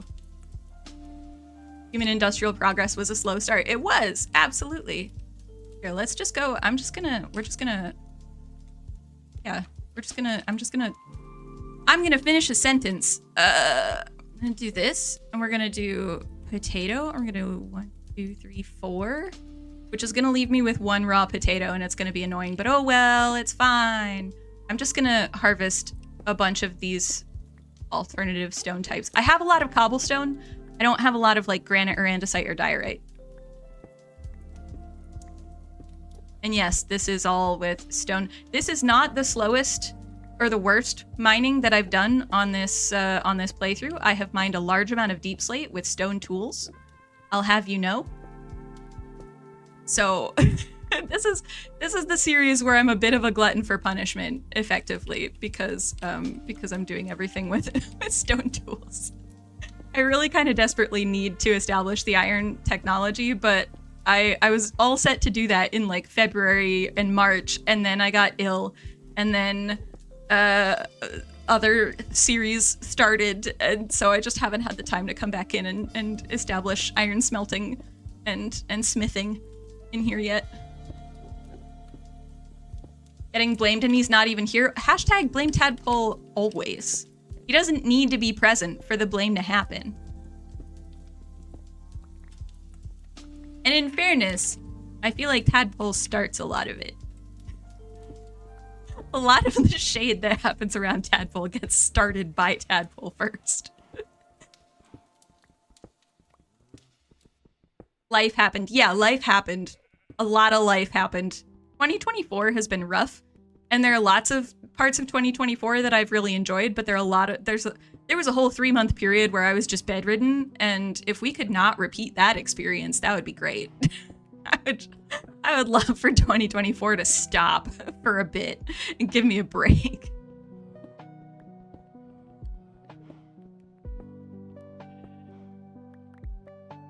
I also don't have any beacons because I haven't been to the nether, so that's another thing I never do. I never beat the wither in playthroughs unless it's Sky Factory 4, because then I can make a box that the Wither lives in, and that's fine. And I can do it in other playthroughs. It's just a lot of effort. And I'm used to not playing with beacons, so I'm just like, I'm too lazy to go and kill the Wither for beacons. Hey, Zed, welcome in. Hello, hello. He does do a lot of things. You keep yelling at him not to touch stuff. I know, right? I mean, those who have been following our Stardew playthrough, I did just have to make a tadpole box in that playthrough because I was like, I need to not have things just everywhere in the wrong boxes. Here's your one dump chest, and I will then collect the things you dump in there and put them where they're supposed to go. And it's not 100% preventative of random stuff not ending up in weird chests, but it's like 90%, I'd say. It's helped a lot. But it does mean that I have to go through the box like every day or something. It's a lot. Tadpole's organization skills are not his strong suit. Speaking of Tadpole, though, you all should totally follow Tadpole. If we could get a shout out for Tadpole, because we're sitting here roasting him. Tadpole is another Minecraft content creator. He's a ton of fun. He does a lot of single player worlds, but he also is on Halcyon Heights, if you've heard of that SMP. And he has a hardcore series he does on Fridays. He's based in the Eastern US, so he works on Eastern time, and he streams every weekday, basically, unless something comes up. And he and I are doing a Stardew Valley series on Sundays. So there's Stardew Valley Sundays. We should be doing a stream this Sunday, unless for some reason health stuff comes up for me, which is often the reason things get canceled. But we haven't done one in a while, and I really want to. So we're gonna, it's like top priority, aside from ArchaeoSMP Season 2 launch for this weekend.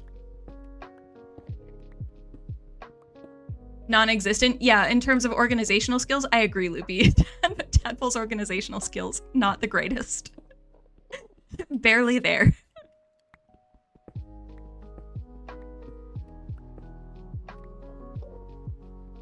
I'm glad that a lot of these stone types... Thank you for the 23 months, Jossie. Oh my goodness. 23 months. Can you believe it? Oh. Oh, okay. It's fine. Fine. Just somehow we've got grass. Does this open up to the outside? Is this something I should be concerned about?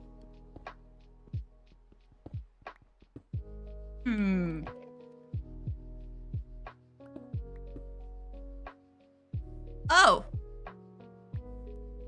Well, hello. Okay. Well, we're gonna leave that there, but I might actually...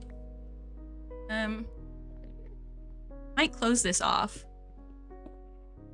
Just so that we don't end up with creepers in my strip mine. I could close it off with cobblestone instead of granite, but it's fine. I'm not that desperate for granite. It's all good. Tadpole had to go and have 2 underscores. I know, right? You're excited for the launch? I'm so excited. I'm so excited. Yes, Reborn is also joining us for Season 2.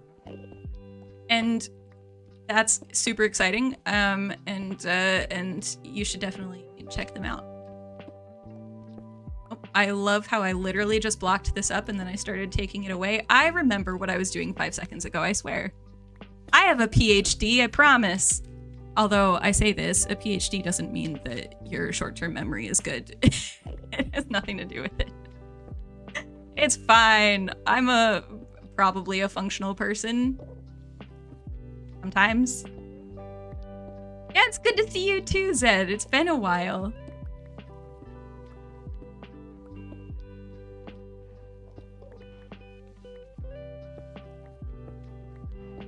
The difficulty is going to be finding andesite, because I use andesite a lot.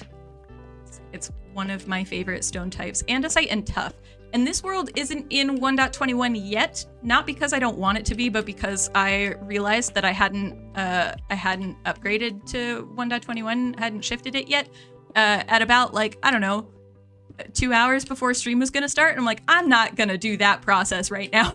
I'm gonna wait to transfer. So we don't have the extra like copper or tuff blocks in, and we don't have trial chambers in here yet.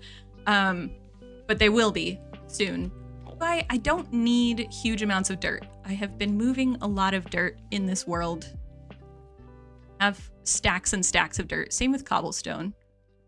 But we can get like diorite, everybody's favorite stone type.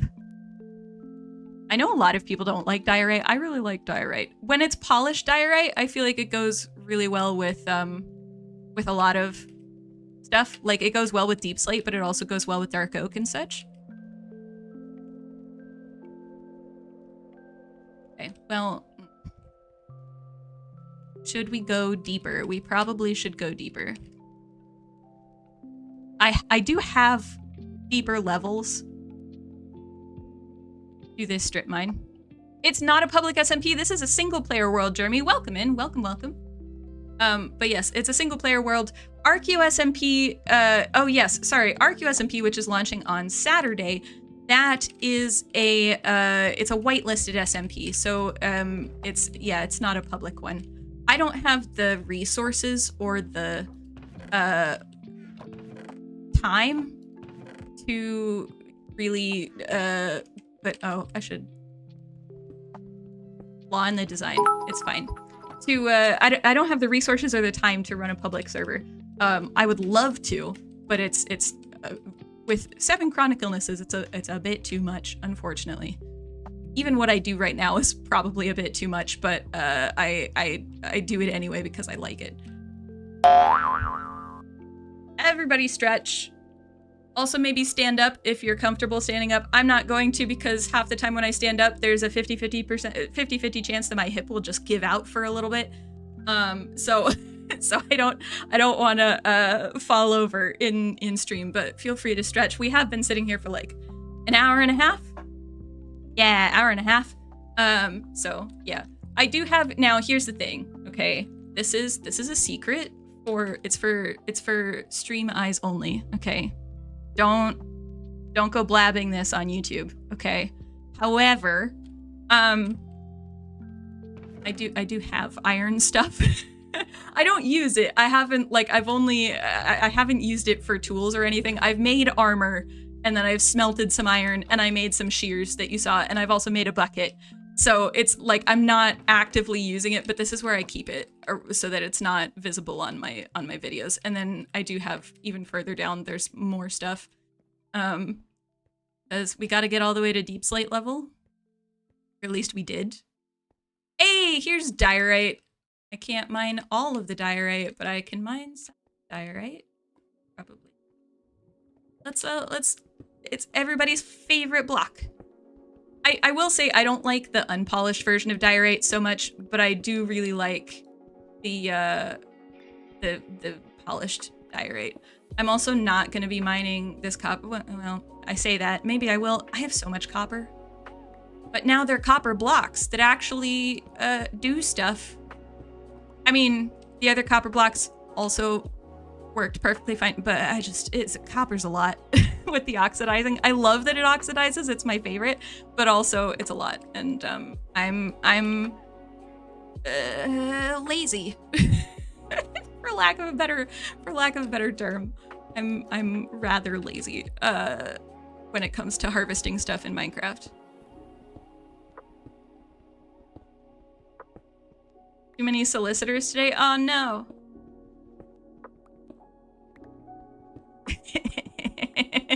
Yes, so much tea. This is like the secret hacks of the Archaeologist Guide world.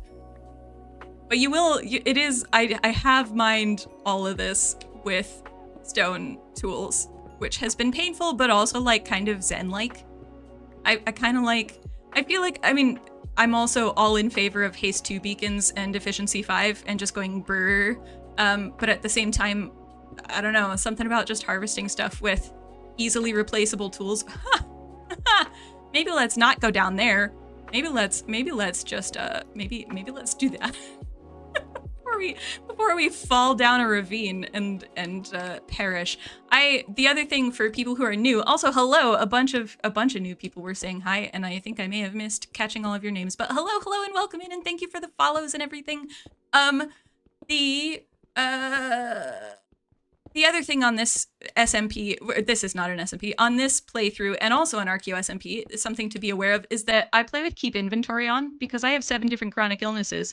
And you know how frustrating it is already to lose all of your gear to like a misclick in Minecraft? Just imagine that, but while you have COVID symptoms.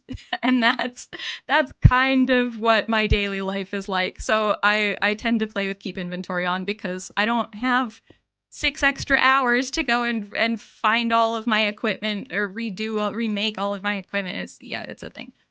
This is okay. Where did? Oh, it keeps okay. I was gonna say, I know that I went to deep slate level.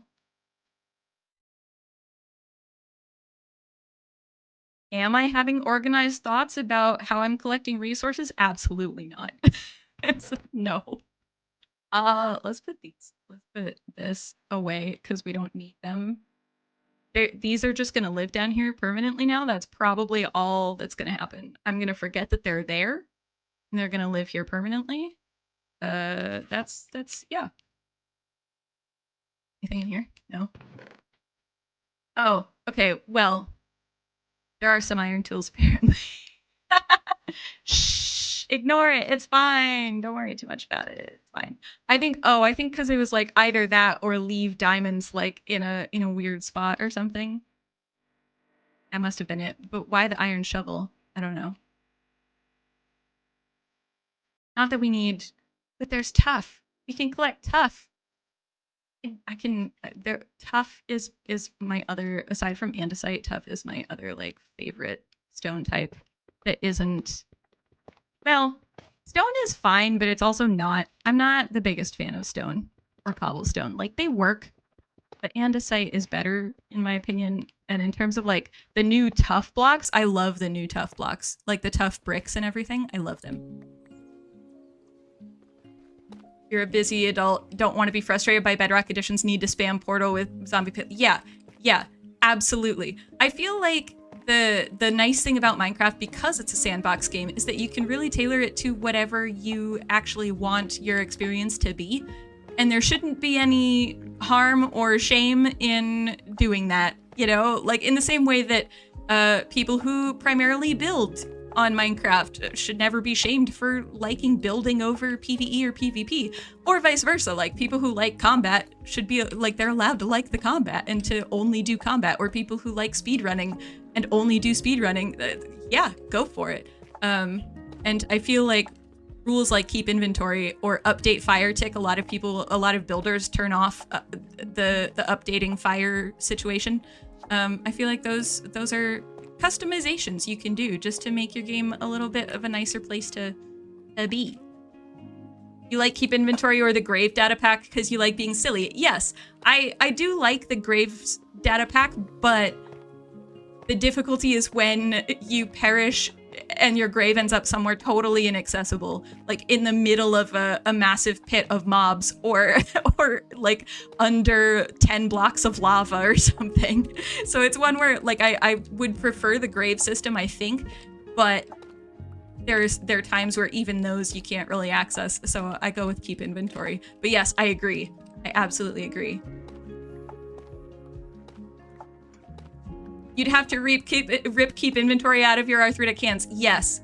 Yeah, the number of times. That's the other thing, is like the number of times something like my hip has started hurting, and so I've like spasmed in pain and then fallen in the nether into lava. It's like, oh no, I really don't need to be losing my gear because I'm having a medical situation. So keep inventory. But keep inventory, I feel like it opens up a lot of nice kind of gameplay elements. You can also, in the past, I've had playthroughs where like I'll have keep inventory on, but I don't want to just automatically have the security of keeping everything. So it'll be like, okay, well, I have keep inventory, but if I perish, then I need to get rid of 2 items from my inventory at random. And that can add an element of that kind of danger of losing your stuff without losing everything, if that makes sense. Kind of like Stardew Valley rules. If you perish in the mines, you'll lose some stuff, but you know, it's not everything sort of situation. I've done that in the past too. Compromise on cookie between the people who wanted to keep inventory and people who didn't. Yeah. Having arthritis in your hands could be super easy to rip anything from your hands. That's true, depending on how the arthritis is doing that day. Yeah. Okay.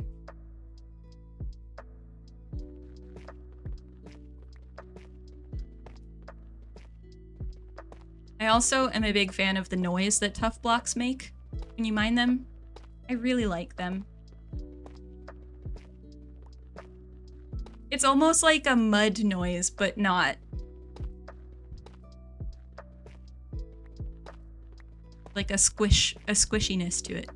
You know what I wish though, and if Mojang/Minecraft, if you're listening and you're looking for ideas, you know it'd be really cool as a tough block. I know you just gave us like 5 extra tough blocks, but just in case you need additional ideas for tough blocks, is the Romans built in tough a lot, and they did like these little diamond shaped blocks. So it'd be like bricks, except instead of like rectangular patterns across, it would just be little diamonds of tough, and then they're kind of offset in a block.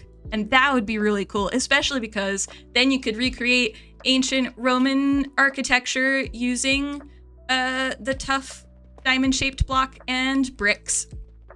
And then you could build archaeologically accurate Roman buildings. You need tough blocks with ores in them? Oh my goodness, don't tempt me. That would be amazing. Or just ore blocks with any of the alternative stone types, like andesite with ore in it. Yes, please. Tough is about to be your favorite stone? Yeah. Lost a lot of important things in the mines of Stardew. Oh my goodness. Stardew, depending on well, I suppose when you pass out in the mines in single player, you're just chucked to the next day anyway, so you can't easily save scum from there. But yeah, there's a certain amount of save scumming I do. Stardew, where it's because I remember, I don't know how many of you have played farming sims for decades, but I remember Harvest Moon, like OG Harvest Moon, the original, the first Harvest Moon, and in that one, it was really easy to accidentally destroy your crops. So for example, you couldn't right click on the shipping bin. You had to have the item in your hand and then toss it into the shipping bin with right click. And if you missed, it would land on the ground and it would disappear and you would have lost your crops. Hey, Laws of God, technically they're diamond blocks already. That's true. That's very true. Hello, Laws of God. Welcome in. Welcome. Yeah, so there's Harvest Moon, original Harvest Moon, there was a lot of restarting the day because it would only save when you went to sleep, similar to Stardew Valley, and you might wake up and like destroy your tomatoes, and it was sad. So so there's I've done a certain amount of save scumming in farming sim games. A lot of Roman building was made with concrete, with lime. Yes, they did have a type of concrete, absolutely. But with lime. And concrete also, like modern concrete, uses a lot of lime as well. I had a whole, when I was doing the Brickworks series, which granted, there's a significant amount of information from that series that is no longer super clear in my brain. But when I was doing that series, there was an entire point, like an entire afternoon, where I had to sit down and be like, wait, so what is the actual difference between cement and concrete? And then like there's like lime ash blocks that are, which I didn't get into in the series because it was too complicated. I was like, nobody's gonna, I can't even demonstrate this in Minecraft. It's not, this is no longer relevant. But yeah, there was a whole afternoon where I sat looking at the chemical components and the chemical reactions, and it was a lot.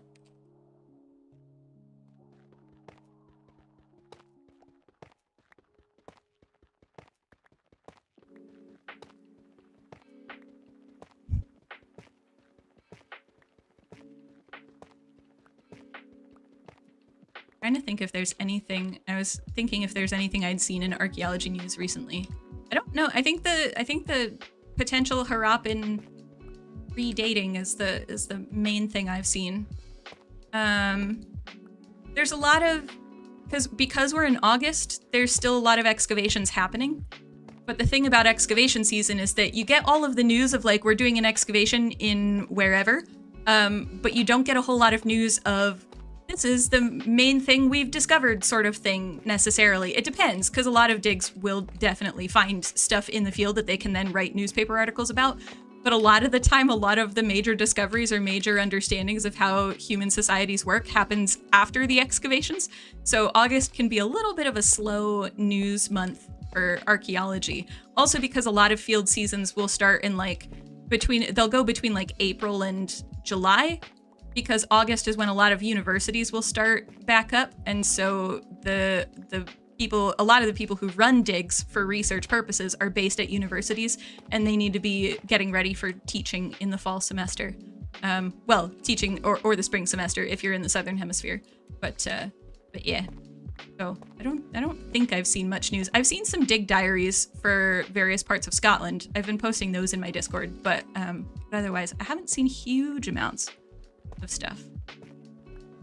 Then you get into construction and suddenly the term grout doesn't mean the stuff between tiles. Oh no. Does grout become... Okay.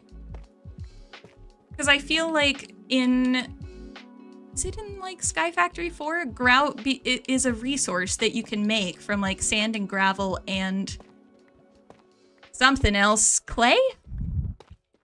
Maybe? But maybe that is meant to mimic the stuff between stuff between tiles. I can talk. I speak English. Oh yeah, thanks Clara for putting the YouTube stuff in there. And for anybody on YouTube, one of the latest series I did was a whole mini series about bricks and how bricks are made. For fired bricks, but also mud bricks and concrete and dirt blocks and all sorts of stuff. Sand plus gravel plus clay equals grout and Tinker's Construct. That's it. Okay. All right. My main experience with Tinker's Construct is Sky Factory 4. Sky Factory 4 has a special place in my heart because when I was first diagnosed with chronic illness, I really couldn't do much of anything. I was really in kind of dire straits. And it was one of those things because I had just finished my PhD. I had just graduated and finished. I had a 6-month postdoc, so like a research position, kind of preliminary research position after you finish your PhD. I had one of those, and then I became bedridden for like a year and a half. During COVID as well, it was bad. So I was going through a lot, and I didn't have energy to do anything. But I started seeing people playing Minecraft, like started watching Minecraft YouTube videos and realizing that it had been a while since I had last looked at Minecraft and a lot had changed. And then I ended up getting, I don't remember why I stumbled into Sky Factory 4, but I did. So Sky Factory 4 got me through like the worst parts of waiting for surgery. The 16 months I spent waiting for surgery, there was a lot of Sky Factory 4 that got me through it. So it's pretty great. I really like the Sky Factory 4 map where you're in the compact machines. So you start out in a little 3x3 box that you can't get out of, and then as you reach certain milestones in the quest book, you get more of those boxes until eventually you have a box that's big enough that you can make your own boxes, and it's like boxes nested in boxes nested in boxes. I like it a lot, especially because mobs don't naturally spawn unless you put a floor down, and why would you do that? So so there's a lot of I left a crafting table somewhere. I don't know where. Oh, it's literally right here. Ha! This is why This is why I have this many crafting tables.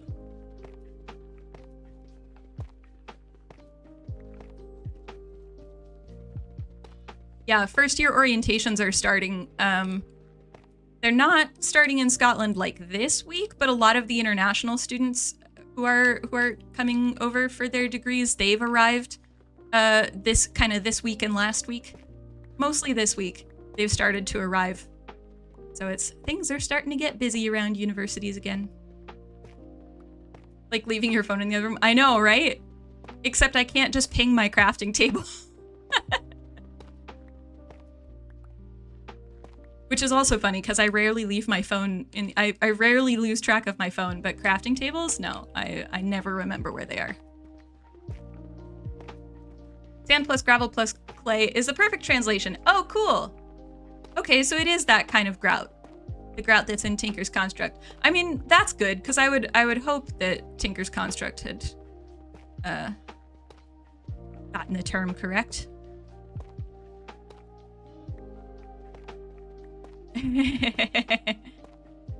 Yeah, just being able to ping your crafting table.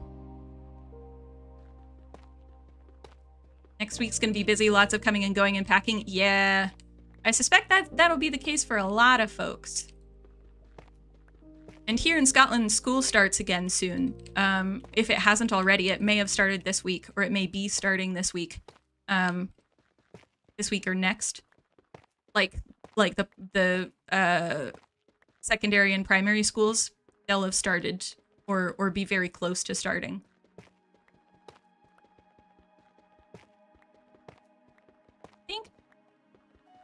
I think they'll probably start next week because of a friend of mine who has a small child is out of the office this week entirely.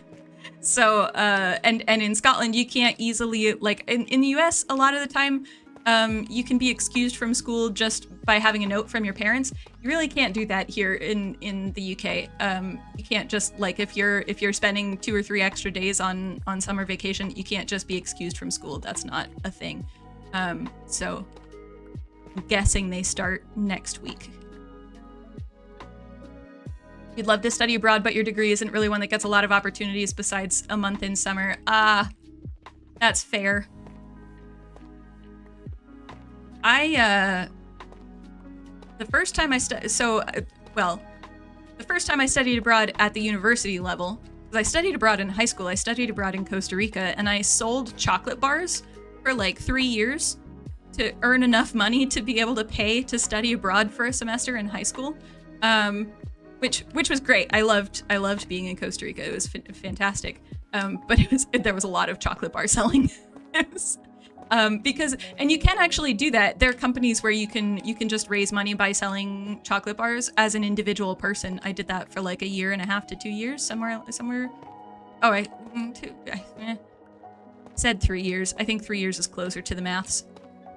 A long time. I did it for a long time to be able to go. But then in my undergraduate degree, I studied abroad in Indonesia in my second year at university, which is unusual. It's not really something I probably shouldn't have done it in my second year, but it's fine. I enjoyed it.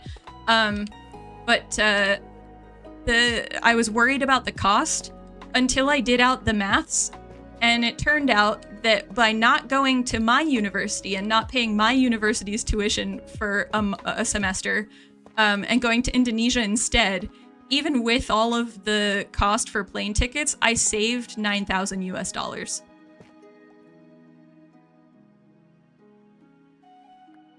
So that was helpful. Hey, G Christy! So many chocolate bars and scented pencils. That's true. I forgot about the scented pencils. I sold a lot of scented pencils. Yeah, there was a lot of carting various chocolate bars around, and thankfully my teachers, like, I wouldn't sell them in class when class was like happening, so my teachers, I think, were a lot more sympathetic, and it was for studying abroad in another country, so like my teachers were generally in favor of it, so I could sell people chocolate bars so long as class hadn't begun yet, or if class had finished, I could be selling them in the classroom so long as the teacher was not actively trying to get us to do things, basically. So that was nice because teenagers stuck in high school generally want to snack at around 10 a.m. even when they have lunch at 10:30 a.m., which is when we had lunch. Our lunch period started at 10:30 in the morning. So yeah, our school was weird in timings. Scented pencils, yeah. So it was like the pencil itself, like the wood was scented in various flavors. And a significant number of people at my high school really liked them because they could get it was basically like, you know, the scented markers but not toxic. So so they would get the scented pencils and then they would use them on their tests because it would help them like not be as anxious about their tests. Look at me, I remembered where my crafting table was. Except I don't have any wood with me. Oh, and there's another crafting table. Ignore the fact that there's another crafting table over here. It's fine. Okay, let's pick this up. We need to go wherever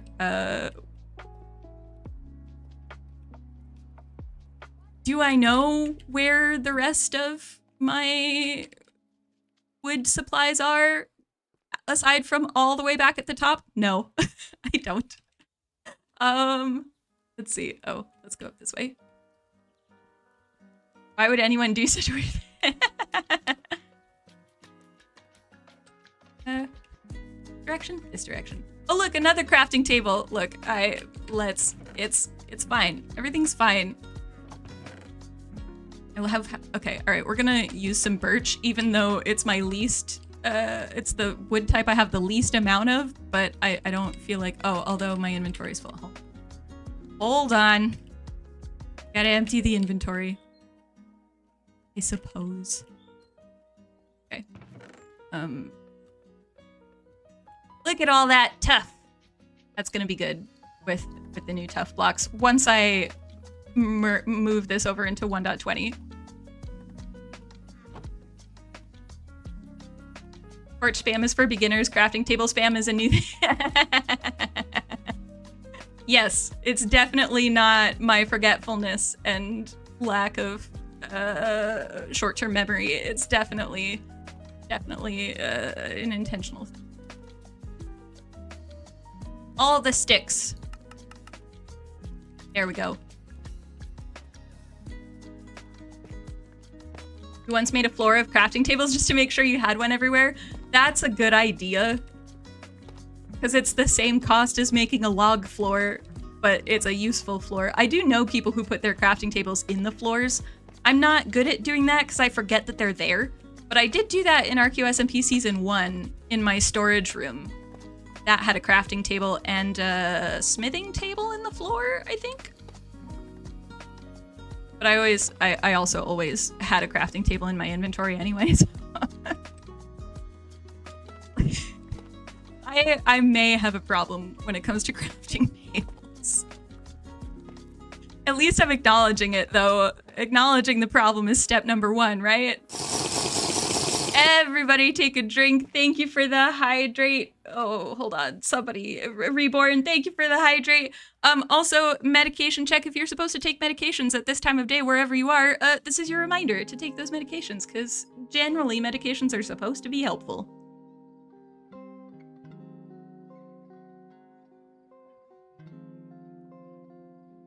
Way to set a trap that can't be water bucket clutched? Wait a minute, did I miss something? Crafting table? Hold on. Oh, under cauldrons. Oh. I'm not that sneaky with crafting table placements. Metal Gear Solid, but the guy disguises himself as a crafting table rather than a box. Yes.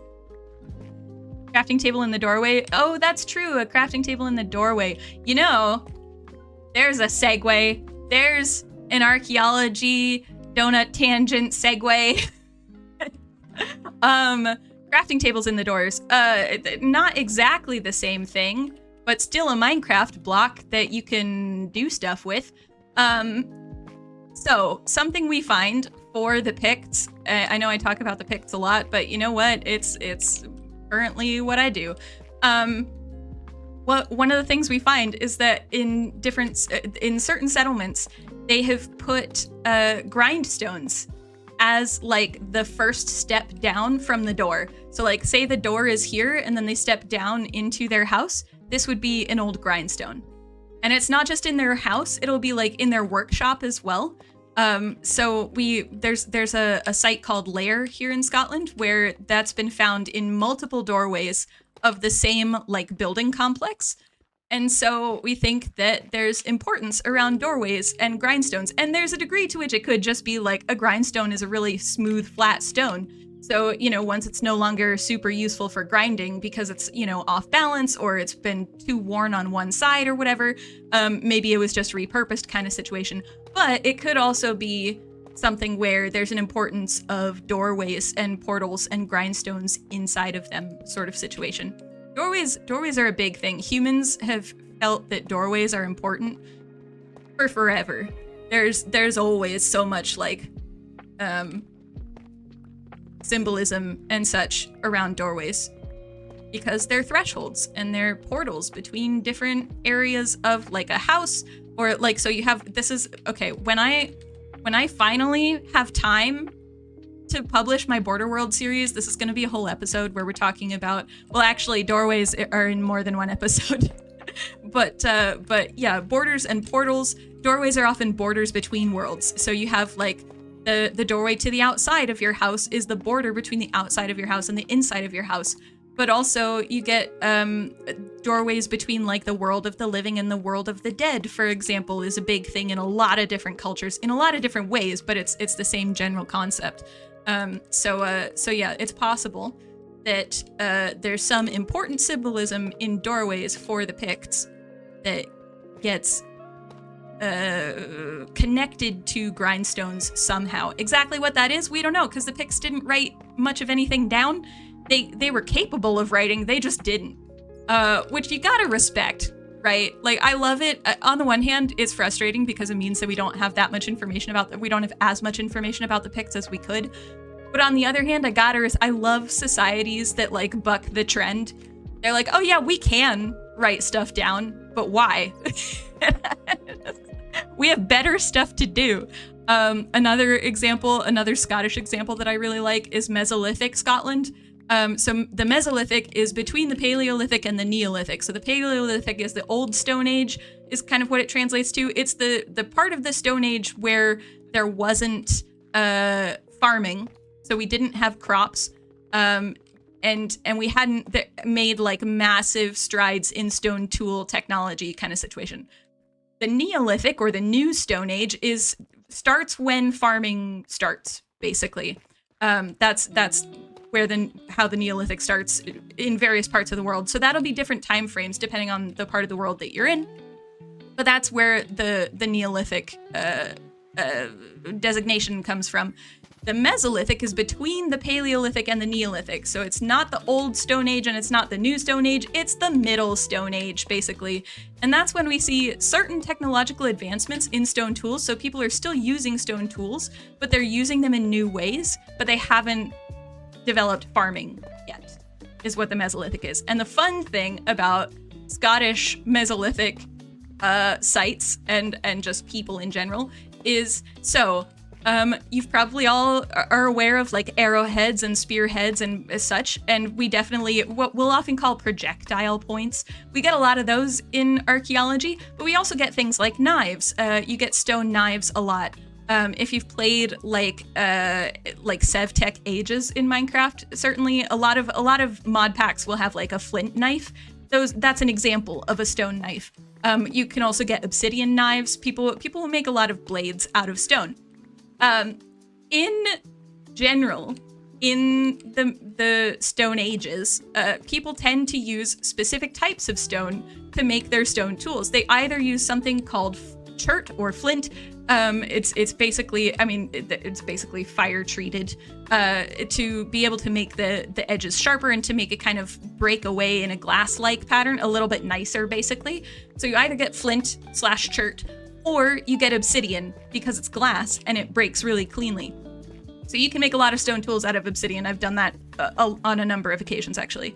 However, in Mesolithic Scotland, we get a lot of blades that are just made from any kind of stone type you can find. It's like whatever stone they happen to have. They're like, yeah, we could go look for chert, but why? Well, let's just pick up this rock and turn it into a blade. And part of why they could do that is because in Mesolithic Scotland, a lot of their knives, so instead of having like a single blade, they would have like the shaft of the tool, and then they would have serrated blades, like tiny little blades next to each other along the edge, so that it just formed like a little saw almost. But each of those blades had to be handmade. So they would make the little blades. They're called microliths, and we find them a lot. And they just made them out of pretty much whatever stone. I mean, there are certain stones that they favored, but like generally they would just use whatever they had and not worry too much about it. And they would be replacing those like constantly because they're these tiny little things. But yeah, they would just be like, we know other people care about what kind of stone they use for their blades, but this is here, so we're gonna use the thing that's here. And I love it. I feel like that's one of those moments where it's like, oh, hello humanity, I found you in something that's thousands and thousands of years old. It's just people being people of like, yeah, but this is convenient, so rebel against the Roman societal pressure, because why would you want to be like Rome? Yeah, there was a large amount of... I love humans. I love when humans... Speaking of... Okay, here's another donut tangent for you guys. Speaking of rebelling. And going back to glass beads, one of my favorite bead types... Oh, that was deep slate. It's fine. One of my favorite bead types is... Okay, so there are these things called gold foil beads, or metal foil beads, just more generally. And they are a glass bead where there's like this inner core of glass, and then they've wrapped gold leaf or silver leaf around it, and then they've wrapped another layer of glass around that. So it looks like a very shiny metallic bead, but it's made out of glass, so the metal is protected, and you don't have to use large amounts of metal to make the bead. And those are great. And you could use, like, they would use gold or silver, generally. The ones that you find in, like, what is now the Western Asia, well, I mean, it was Western Asia at the time as well. So, like, what is now, like, Turkey and such, those tend to be in the kind of silver foil range. The Vikings did a lot of silver foil. They liked their silver foil beads. But then you get a lot of gold foil beads in Southeast Asia. Now, gold foil beads are not one of my favorite. I mean, I do like them. They're very pretty, but like that's not why I'm telling this story. One of my favorite bead types are fake gold foil beads. So in Southeast Asia, in like 400 BCE or something, somebody in Southeast Asia was looking at these gold foil beads, and they realized that if they just made the inner layer of glass like an amber color with a little bit of maybe like sand or something in it, and then they wrapped the outer layer of glass over that and didn't put any of the foil, any metal or anything in between, that they looked basically the same as gold foil beads, but they could sell them for cheaper, or well, they could make them for cheaper. Obviously, they would be trying to sell them for a similar price. So they're false gold foil beads, and they were so good at mimicking gold foil beads that it wasn't until archaeologists could chemically test the beads that in the 1950s, like they fooled archaeologists for like 70 years thinking that there was gold in these beads, and then they chemically tested them and like, there's no gold in these beads. And that's when we learned that fake gold foil beads were a thing. And I love it because it's so human to have this like really expensive commodity and then find a way to make a cheap knockoff that looks very close to the original. I love it. 400 BCE, Thailand. Gotta hand it to him.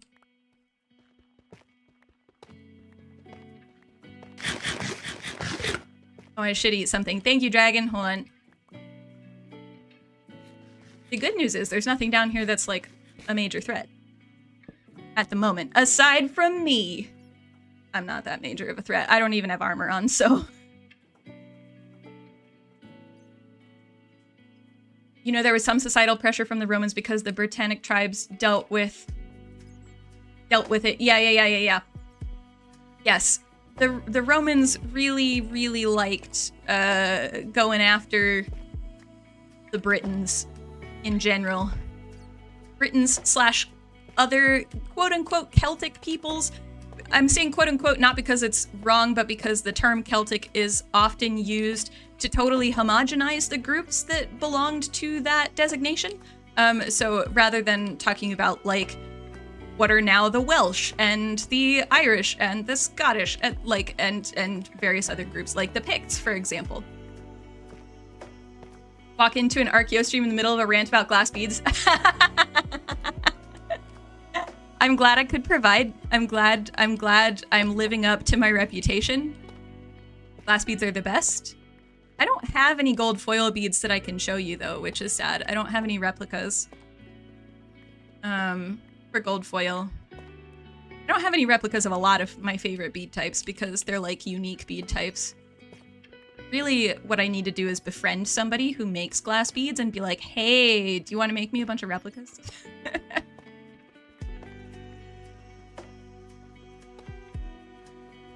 Am I spending most of this stream collecting tuff when, you know, I probably should be collecting other things? Yes.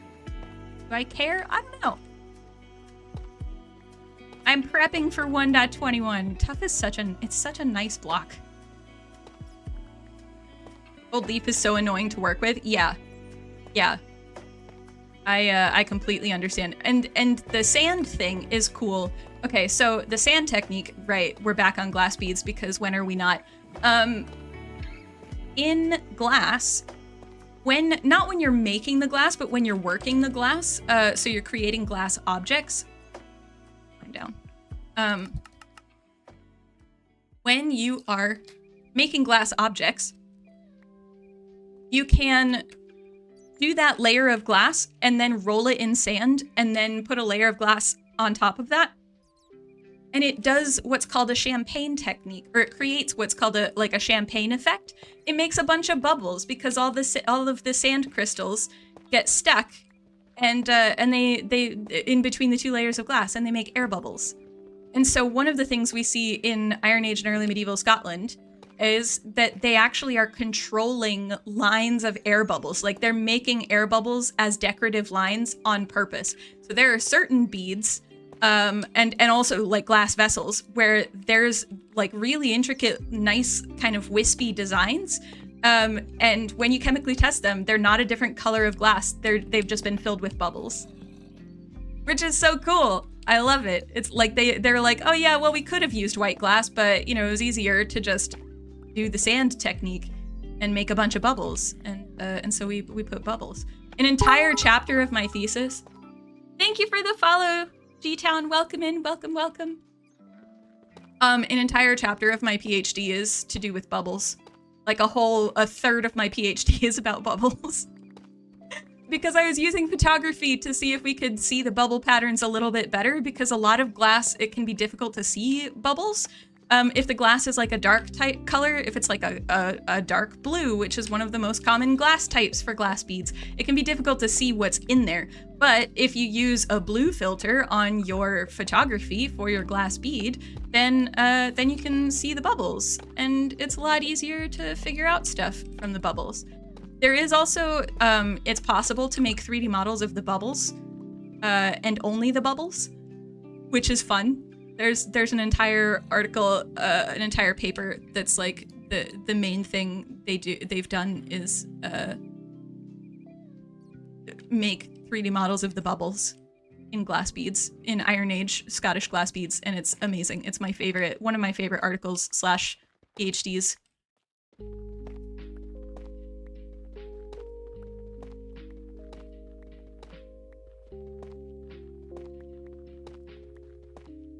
Okay, I think that we should probably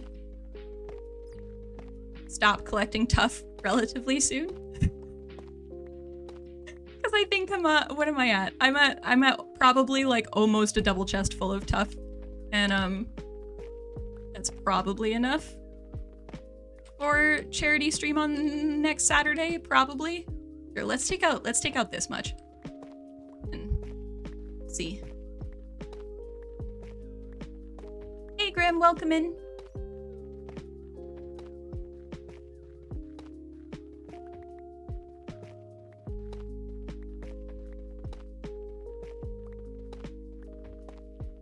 Sounds like it's a tough decision to make. Well done. Well done.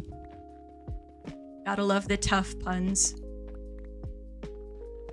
So it's probably tough to come up with tough puns. Yeah, there we go, 3-0. I was like, somebody will have seen this before my brain did.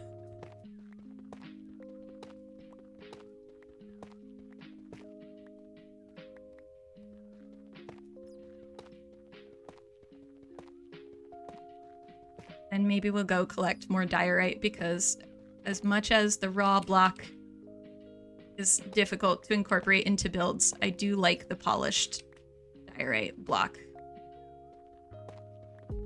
It's a vibe. Especially because it's the easiest like white block to get with the technology level I'm at in this game. Because I'm not near a Badlands at all, and then like quartz or bone blocks, they're not the easiest. Like white concrete. Oh, thank you. it's gonna take a while. Okay, I'm gonna leave that there. I'm gonna collect this chat box. Being the tough variants added to 1.21 gives you high hopes for similar treatment for calcite in the future. Oh my goodness, if we got calcite blocks, I'd be so happy. Oh. Well, it would help to maybe not destroy my staircase. Yes, I am leaving all those crafting tables down there. Because once again, I am lazy. Oh, there's a decent amount of andesite here, but oh gosh. Thank you for the quack.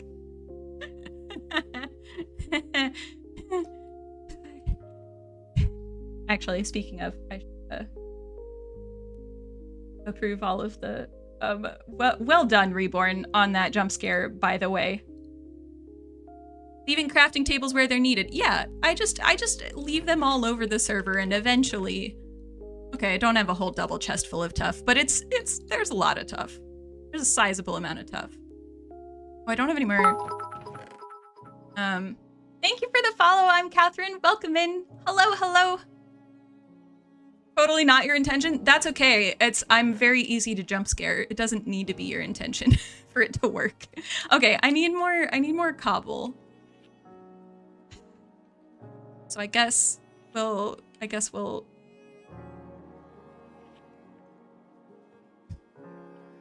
yeah, let's aim for diorite and cobblestone, and we'll just get a couple of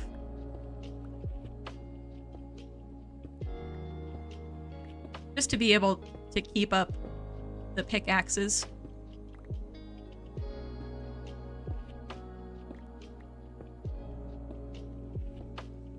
The rubble baubles, fabled bubbles, couples colors with littered pebbles. Oh, I was so close to getting through it without messing it up. Falling at literally the last hurdle. I was so close. Okay, let's take out all this diorite. How's it going? It's going good. We're collecting materials. I'm in my Archaeologist Guide series. So this is my Archaeologist Guide to Minecraft. I haven't been in here for a little while because 2024 has been a bit rough in terms of like life stuff happening. So I haven't been able to make a video in here for a little while, but we're working eventually towards iron technology, but I need to build up iron smelting and make episodes on the history of iron smelting and smithing and such like.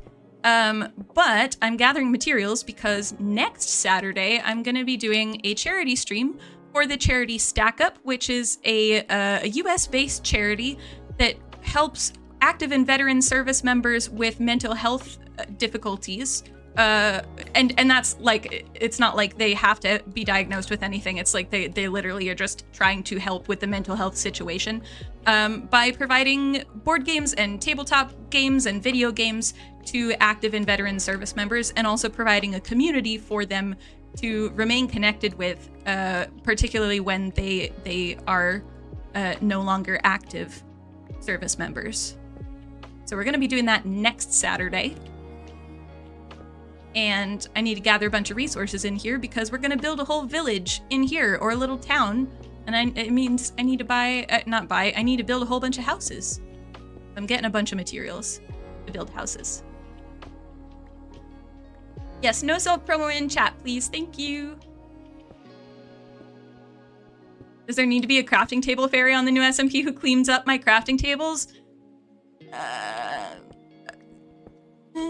I mean, I feel like we already have a cookie fairy. And the cookie fairy probably wouldn't clean up my crafting tables. They would just find a way of attaching a cookie to them. Which honestly, I approve. I feel like every crafting table should come with a free cookie. Really, just everything in life in general should come with cookies. There should just be cookies. Just saying.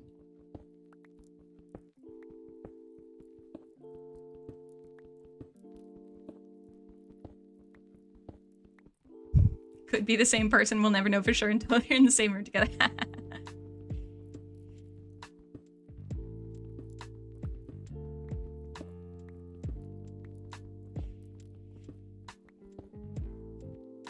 I'd have had to ask about a Discord. Yeah, there is a Discord. Yeah. There is also, I did have a pinned message that I was gonna do, I think, but I forgot, so it's fine. I'm glad that this has generally worked though, with streaming between Twitch and YouTube. I haven't seen anybody saying that it's not working on either platform. Which is good. Cookies everywhere. Yes, Zed, I agree. Cookies everywhere. Cookies everywhere for everybody.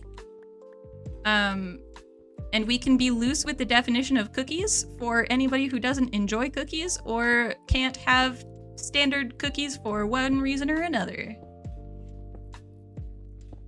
Asking about, oh, Discord DMs. Yeah, I don't generally do Discord DMs from people I haven't met. So, or at least like interacted with in a like general capacity.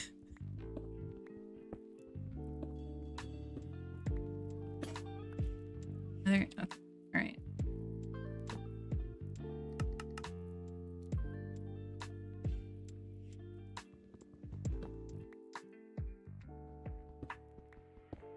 And thank you again to all the mods for doing all the mod things. It's certainly been a day. Like, we don't normally get this many on Twitch. I feel like it's been a day for this on Twitch. What am I using to stream between Twitch and YouTube? There's a plugin for OBS. I can send you a DM on Discord after stream, Reborn, if I don't, ping me and remind me. But I basically, Tadpole was figuring out streaming between the two platforms, and I poked him and was like, what are you using? And he sent me some videos and such, and that's what I've used, and it's worked. So, yeah, I'm happy to pass that along to fellow content creator peeps. Hey, Afron, welcome in. Hello, hello. Thanks for joining over on YouTube. My spending allowance. You hinder with more cookies, Ian. Yeah, so many cookies. So many cookies. By the end of ArchaeoSMP Season 1, I definitely don't think I found all of the cookies that were in and around my base. I'm pretty sure there were cookies in places I didn't remember existed. That'd be great. Yeah, no problem. Haven't been in contact in 2 to 3 years on Discord. Yeah. So the main reason for Discord, number one, it's just kind of good internet safety to not necessarily do DMs from strangers, like complete strangers. But also, I was a moderator for a relatively large Discord server that had like 100,000 people in it. It was, or was it 100,000? It was a lot of people. So we would get, the staff would get unsolicited DMs frequently, which is fine when it's somebody who's like, hey, I'm having this issue on the server. Can you help me with it? That's what it's there for. But there would also just be like random people from the server just spamming our inboxes with advertising their personal channels. And it's like, doing that to staff when one of the rules of the server is don't do unsolicited DMs is, like, it's a choice. So I don't generally accept DMs from people, certainly not from like people who aren't either friends or on a server that I'm already a part of that's like a relatively small community server where I can get to know them kind of situation. Quick question, have I ever played Valorant? I haven't played Valorant. I've seen people play Valorant, but I'm really bad at PvE of any kind. So I don't trust myself with that style of game. But yeah, I've seen a lot of it. I don't know any of the lore, admittedly. I haven't paid enough attention to Valorant to know the lore. But it's interesting to hear. So like, you think it'd be interesting to look at like the lore of Valorant from an archaeological perspective, maybe? Neferon? This season, the cookie gods step up their game and place rooms for cookies in all bases on the server? I don't know. I feel like that would start a rivalry with all the cake shrines. Okay, no, we're not gonna hop mine a block of diorite with a stone pickaxe. We don't need to. We're not that desperate for diorite. Enjoying watching Valorant a lot? Yeah, one of our server mates on ArchaeoSMP, which season 2 is launching on Saturday for people to be aware. Season 2 of ArchaeoSMP launches on Saturday. ArchaeoSMP is a Minecraft multiplayer server. It's a private whitelisted server for archaeologists and archaeology enthusiasts, and it's an archaeology-themed SMP. So we are building things that have connections to archaeology. So it could be that some people might build actual archaeological sites in real life, but build them in Minecraft. Some people are creating their own like stories and lore, but they're going real deep with the lore and like building ruins around things and such. And the other element is that ruins from season 1 are dotted around the season 2 server. So there are certain things from season 1 that people are going to stumble upon, and they're going to be in various states of decay. So if that's of interest, you can have a look on Saturday. I'll be making announcements on my social media channels and on YouTube for when that stream is happening on Saturday. I do need to confirm with some of the other members before I say a time for sure. But yeah, definitely happening Saturday. There's going to be a stream. I'm going to be streaming on Twitch and YouTube. So there's that.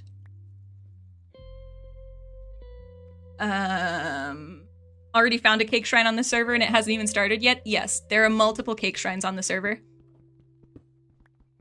A friend made you play Valorant, but on that one map you got distracted and from... Oh.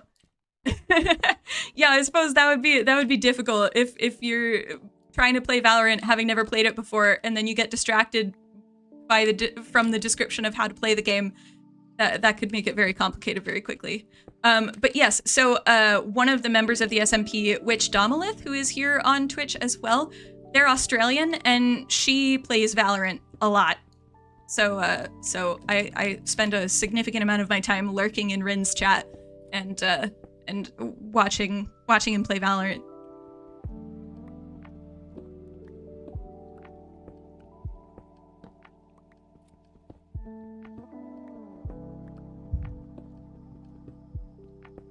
The Haven map alone could count from the Radianite terraform from Defenders.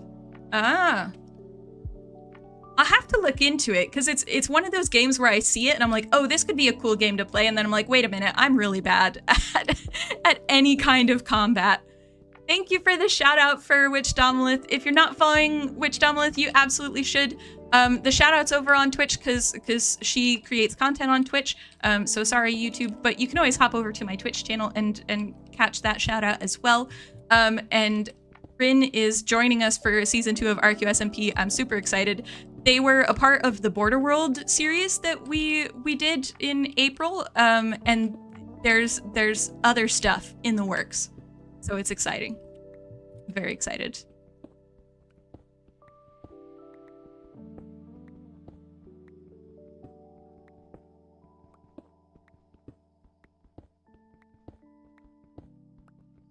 So much diorite.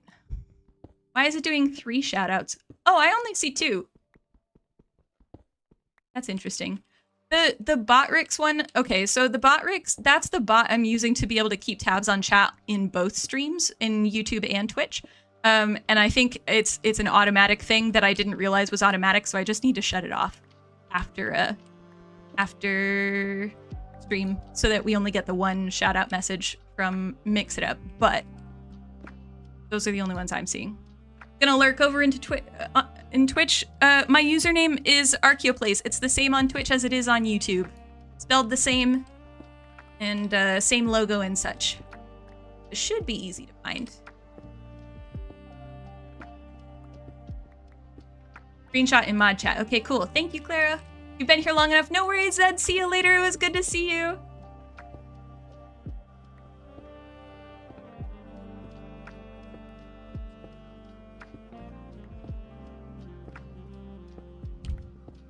Question is, how much diorite is enough diorite?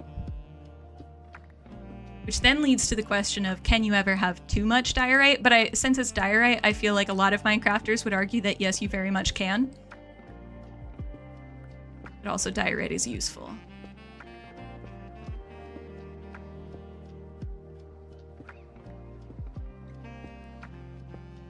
It's very good for like medieval style builds in the early game, at least. You love watching Valorant, downloaded it, did the tutorial, was reminded of just how bad you are at that type of game, and you're too shy to join games with strangers. Oh no. Well, I wonder, yeah, maybe hang out in Rin's chat on occasion, because I wouldn't be surprised if that community had Valorant games as well. That might be something where, like, you get to know a community, and then you can join a game sort of situation. I don't know. This is me making a lot of presumptions. Don't quote me on it. don't assume that that's how it works. I have no idea. But I could see it working that way. A stream from 2 hours ago, but it doesn't say it's live. That's interesting. And it doesn't say that, like, if you go to my channel, it doesn't bring you to my live stream? That's weird. I know some people were having trouble with Twitch. Like, for some reason, it just wasn't working for them. But I don't know if it's a Twitch thing. Because, like, Clara and Reborn and Zed have all been chatting on Twitch. So I know that my stream on Twitch is live. Unless it disappeared, like, immediately.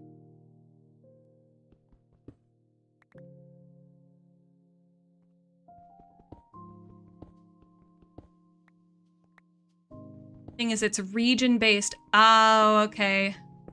Yeah, and Rin's stuff would probably be in Australia as well. I didn't realize that does make sense though, that it would be region-based. I just forgot that games like that would have region-based servers. Take this out. It's live. Okay, good. Are the diorite haters dio wrong? Well done. Well done. That's good. I approve. I'm gonna make more sticks. I'll need a bunch of birch wood places though. Okay. It's a sizable amount of diorite, but it's not a massive amount of diorite. Where else? Any other? Oh, there's some diorite. Thank you for the follow. What's up? Welcome in. It worked. Don't ask about your username, nothing else. I'm not worrying about it. Yeah, I think Twitch, because somebody in my Discord was saying that they normally can't join the Twitch streams because for some reason Twitch doesn't work for them. So they were excited that I was streaming on YouTube because even though they have a Twitch account, for some reason it just refuses to work for them. And then I know other people just are unable to easily have Twitch, depending on their setup or their country or internet or whatever. So I'm glad that YouTube is letting more people participate than and say hello live than we've been able to do in the past, because it's always nice to have as many peeps as we can in here. And also having to export the VODs from Twitch over to YouTube so that YouTube could see them is, it's as convenient as it can be, but it's still a bit of a pain. So I appreciate that now I don't need to worry about it. Speaking of which though, I do have VODs from, like the last VOD from ArchaeoSMP Season 1, for example. I'll put that into YouTube. That'll happen like today or tomorrow, probably. My goal is to have those there before Season 2 starts, so if anybody missed those streams, you can check out that playlist on YouTube. Which was funky for some reason today. It kept saying it failed to load the modules or something. Yeah, there was something, like, I don't know if it was, there was something before I fell asleep last night, which may have been either very early morning today or very late last night, where Twitch was being a little weird as well for me. It would sit there and connect to the stream but not connect to the chat, or it would connect to chat but not to stream. It just couldn't decide what it was doing. Yeah, Twitch is sometimes odd. In Opera, good to know it's sometimes odd in Opera. It's also just sometimes odd in general. Twitch be twitchy sometimes. Yeah. Twitch being twitchy with ads, but let's not come. Oh, is Twitch being weird with ads?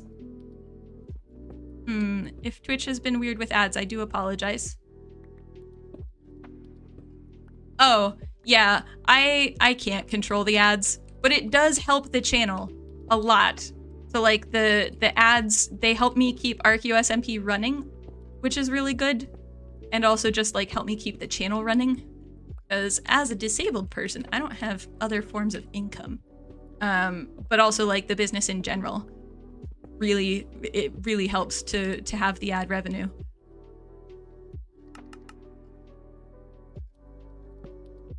Oh, it would help if I mined the diorite instead of shoveling it.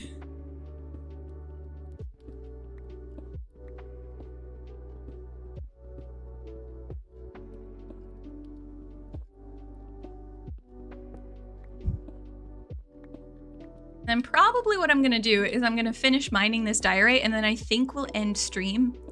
In the next, it's not happening in the next like 5 minutes. It's gonna happen probably in like, I don't know, 15, 20 minutes. Probably like around whatever hour it is for you coming up, which will be 4 o'clock for me.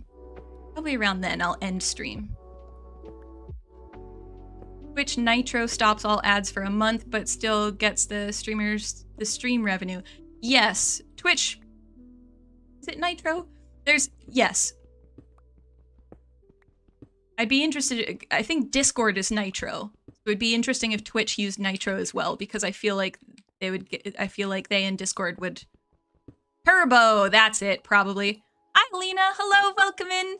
You're really cool. I hope you know that. Thank you. I appreciate that. I like being cool. Being cool is fun.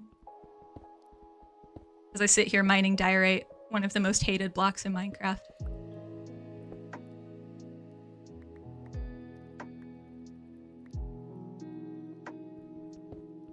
Although there are times, I gotta be honest, there are times where I wonder if like the number of people who hate diorite actually hate diorite, or if they hate it because like Iskal hates it. I feel like poor diorite. I do at times though, because diorite you can get, okay, so naturally in the world, you get diorite like this that's like mostly white or mostly gray, but the ancient Egyptians loved diorite that was mostly black. That was a big deal in ancient Egypt. So I do kind of wish that we could get like some more varieties of stone types in Minecraft. I know I say this and we have a decent number of stone types already, but it'd be really cool to have, you know, like alabaster and the black diorite stuff, or like a granite that isn't, I mean, pink granite is really nice and it's actually relatively-ish rare, sort of. in places. But it grows and it doesn't grow, it's a stone. But it's found in Scotland. There's a lot of pink granite in Scotland, on the Isle of Mull. And then there are other, Scotland has a lot of really unique stone types because we're along like a really old fault line. So the Highlands themselves are a fault line, and it's part of the same kind of ancient geological structures as the Appalachian Mountains in North America. They're like more or less the same. So where I went to university in very northern New York, we also had a lot of really unique geology for the same reason. And it's really weird to be in Scotland now and having a certain amount of very similar geology to northern New York, because both of them used to be part of the same general geological patterns and shifts and such. But yeah, you get a lot of granite. And then also, fun Olympic fact for you, although it's not the Summer Olympics, but you know the curling stones from Winter Olympics for curling? The stones that they slide along the ice? Those are predominantly, or the stone for those is predominantly quarried from an island in Scotland called Ailsa Craig. And it's like this relatively small island, just in southwestern Scotland. And they are where most of the stone for curling stones come from, not just for the Olympics, but definitely for the Olympics. And then a lot of teams will use them as well. Didn't that happen when Pangea formed? Yeah. Well, I don't know if that specific one was Pangea or if it was earlier or later, but it was in that kind of time frame, like old time frame. And then, yeah, Britain, what is now the island of Great Britain sort of situation, we broke off in a different way than than North America did. And, but we used to be part of the same mountain range, basically.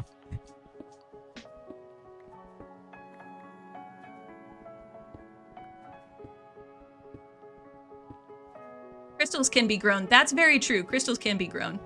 I don't know if diorite counts as something that can be grown, though. Much granite to be useful with the white things, too much white for the gray things. Yeah, I think I agree with that in terms of the raw form. I feel like the polished form resolves a certain amount of that. It gets it to a nicer, like, white/gray color. But yes, I agree. I do wish we had, like, better white blocks. Because we have, like, 4 or 5-ish different whites for blocks, but they're all different white colors, and they have, like, a different hint of warmth to them or coolness to them, so they don't necessarily go well together. So I just wish we had like a little bit better. And also, like, so many of the white blocks don't have slab or stair or wall varieties, and I really wish they did. I think it might be nice in Minecraft if local materials were a bit more unique so that buildings from different regions would stand out more. Yeah, that would be really cool. I think I like the changes that they're thinking of doing to villagers, but I also completely understand people getting upset at those changes. I feel like that it would run into a similar situation if we did, like, local materials, and certainly, like, mod packs that have more localized materials, people have gotten very frustrated at. So for something like, there was, I think, Vault Hunters for a while at least had biome specific, like, andesite would only generate in certain biomes. And if you couldn't find that biome, then you're just kind of stuck. And I know that was a source of frustration for people as well. So but it would be cool to have, like, at least some regional difference in some of the stone materials. Eurasia started breaking up into North America and Eurasia sometime during the late Triassic, early Jurassic. I will trust you on that. That is not the time period I focus on. So, but yeah, it's land masses are cool. Geology is cool. Marble would be nice, or like a white sand color. Yes, I agree. Very much agree. Also, like a slightly darker blonde sandstone color would be cool. Our current sandstone color is fine, but like if we could get one that's a little bit darker. We don't have many yellow blocks in Minecraft for building. I would like a slightly yellower sandstone.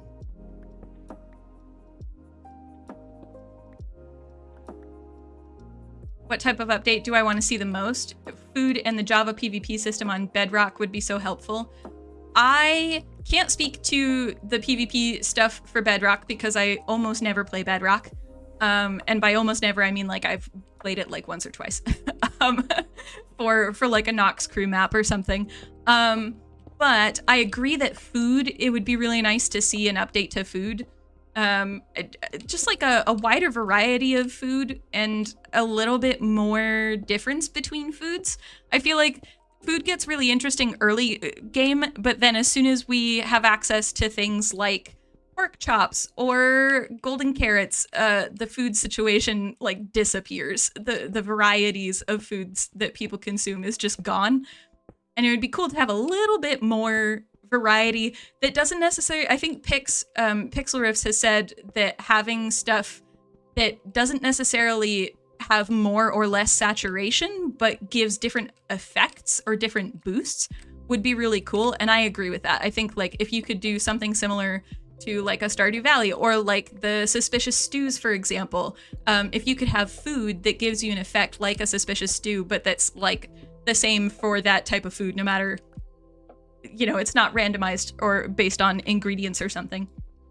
I think that could be really cool. Otherwise, I mean, I know that this probably won't happen anytime soon. I would love for a little bit of an update to the end. I feel like the end is not a one-trick pony, but it's kind of, there's only so much you can do in the end. And there's only so much to do in the end. And I think it would be nice to have a little bit more variety, similar to the Nether, where like the Nether update really made the Nether a lot more interesting of a place to go and to be. And I would love something of that kind of size or scale for the end. If we could just get different end biomes, maybe. It doesn't have to be many. We could have 4 of them or something like we do in the Nether. But like just a little bit more in the end would be really cool. Rice planted in water. If we could get waterlogged crops, that would be amazing. Rice or like lotus root or whatever, it'd be cool. Rice is a pretty clear, obvious answer for water-based crops and such. That would be really fun. Or like fruit trees. I would love fruit trees. That would be fun. I'd like to have more recipes that make use of the ingredients we already have in the game. Yes, I agree.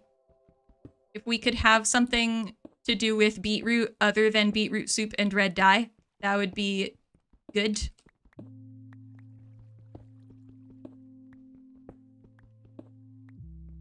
And trees would be a cool way to add some of the missing colors of trees. Yes, especially because yellow and purple are colors that we don't have huge amounts of blocks for in the game. And the end is yellow and purple. Those are its main colors. So it'd be really cool if we could work in some yellow and purple. Oh, my inventory's full. Well then, suppose I will stop mining the diorite. Is this no, where's my, okay, hold on.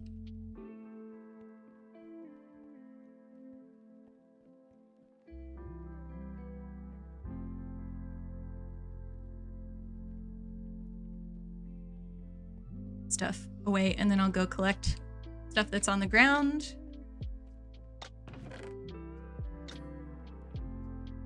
Okay. That's good. We're getting, oh, except do I remember the zone it was?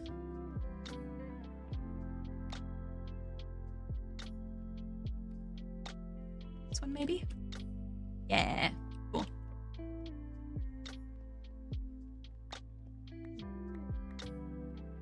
Okay. What I'll do is I'll go until this breaks, which will only be the next couple of blocks. Hold on. It's only going to be a couple blocks. It's one. That's fine. And then we'll collect this crafting table before I leave additional crafting tables everywhere.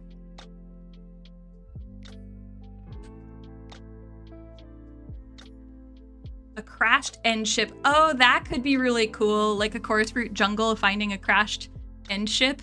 That would be really cool. Cookie Fairy is not a cult, mystical.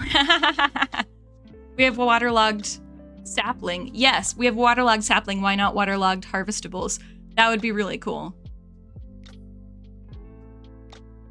From what you can gather, late Triassic is when rift valleys started forming. Oh, okay, cool. But the area around Britain separated around the late Cretaceous. All right, good to know. Ended the rival. Cookie Fairy and the Tooth Fairy ended the rivalry years ago. Thank you for the quack. Turns out Cookie Fairy is very good at PvP. Oops, wrong button. Sorry. Okay, let's go back this way. Operation Replace All Blocks in the World with Crafting Tables is going well. Oh, I do not have enough patience to do that, to replace all the blocks with crafting tables. Not nearly enough patience. This out and we'll put... Oh. That. I am gonna need to transport all of this, but I'll do that off camera. Yeah. Cool. Well, that's good. That's a lot of tough and a lot of diorite. And there's a decent amount of dark oak. I'll have to get more of the wood types before next Saturday. But I'll probably do that off stream. Not because I don't want to stream from this world, but because Saturday is the launch for ArchaeoSMP Season 2. I know I've said it already, but I'll say it again. We're going to be launching ArchaeoSMP Season 2 on Saturday. I'll make posts, like announcement posts on social media and Discord, and with like specific timings and such. But it's going to be a ton of fun. There are 14 of us on the SMP this season. 14? I think it's 14. Around that number. And about half of us are content creators at least, so that's going to be really fun. And we've already been doing some like communal building at spawn just before the season starts, and it looks so good, you guys. It looks so good. I'm so excited. We're so excited for season 2. So that'll be on Saturday, and I'll make sure that you guys know when that is. And what that means is that next Wednesday, because my usual stream day is Wednesday, next Wednesday we're going to be streaming from ArchaeoSMP Season 2 instead of here. So the next stream from here is going to be next Saturday, the 17th, for the charity live stream for Stack Up. But yeah, new YouTube trend, I survived 100 days in crafting table only world. Oh my gosh. Oh yes, and most Sundays there's Stardew Valley with Tadpole Milk. And that will also be on YouTube and Twitch as well. And he also streams on YouTube and Twitch. So that'll be on Sunday around 6:30 UK time, which is 11:30. Nope, 1:30. I can math. It's about 1:30 Eastern time in North America. Many streamers streaming all the content soon. Yes, exactly. Exactly. Okay. Well, I think we're gonna end there. I can't really raid anybody on YouTube. So I think what we'll do is we will we'll say goodbye to YouTube, and then I'll see if I can raid anybody in Twitch. I can put words together. But thank you so much everybody for hanging out with me and chilling and mining a bunch of diorite and tough and such. And I will see you all on Saturday for ArchaeoSMP Season 2 launch.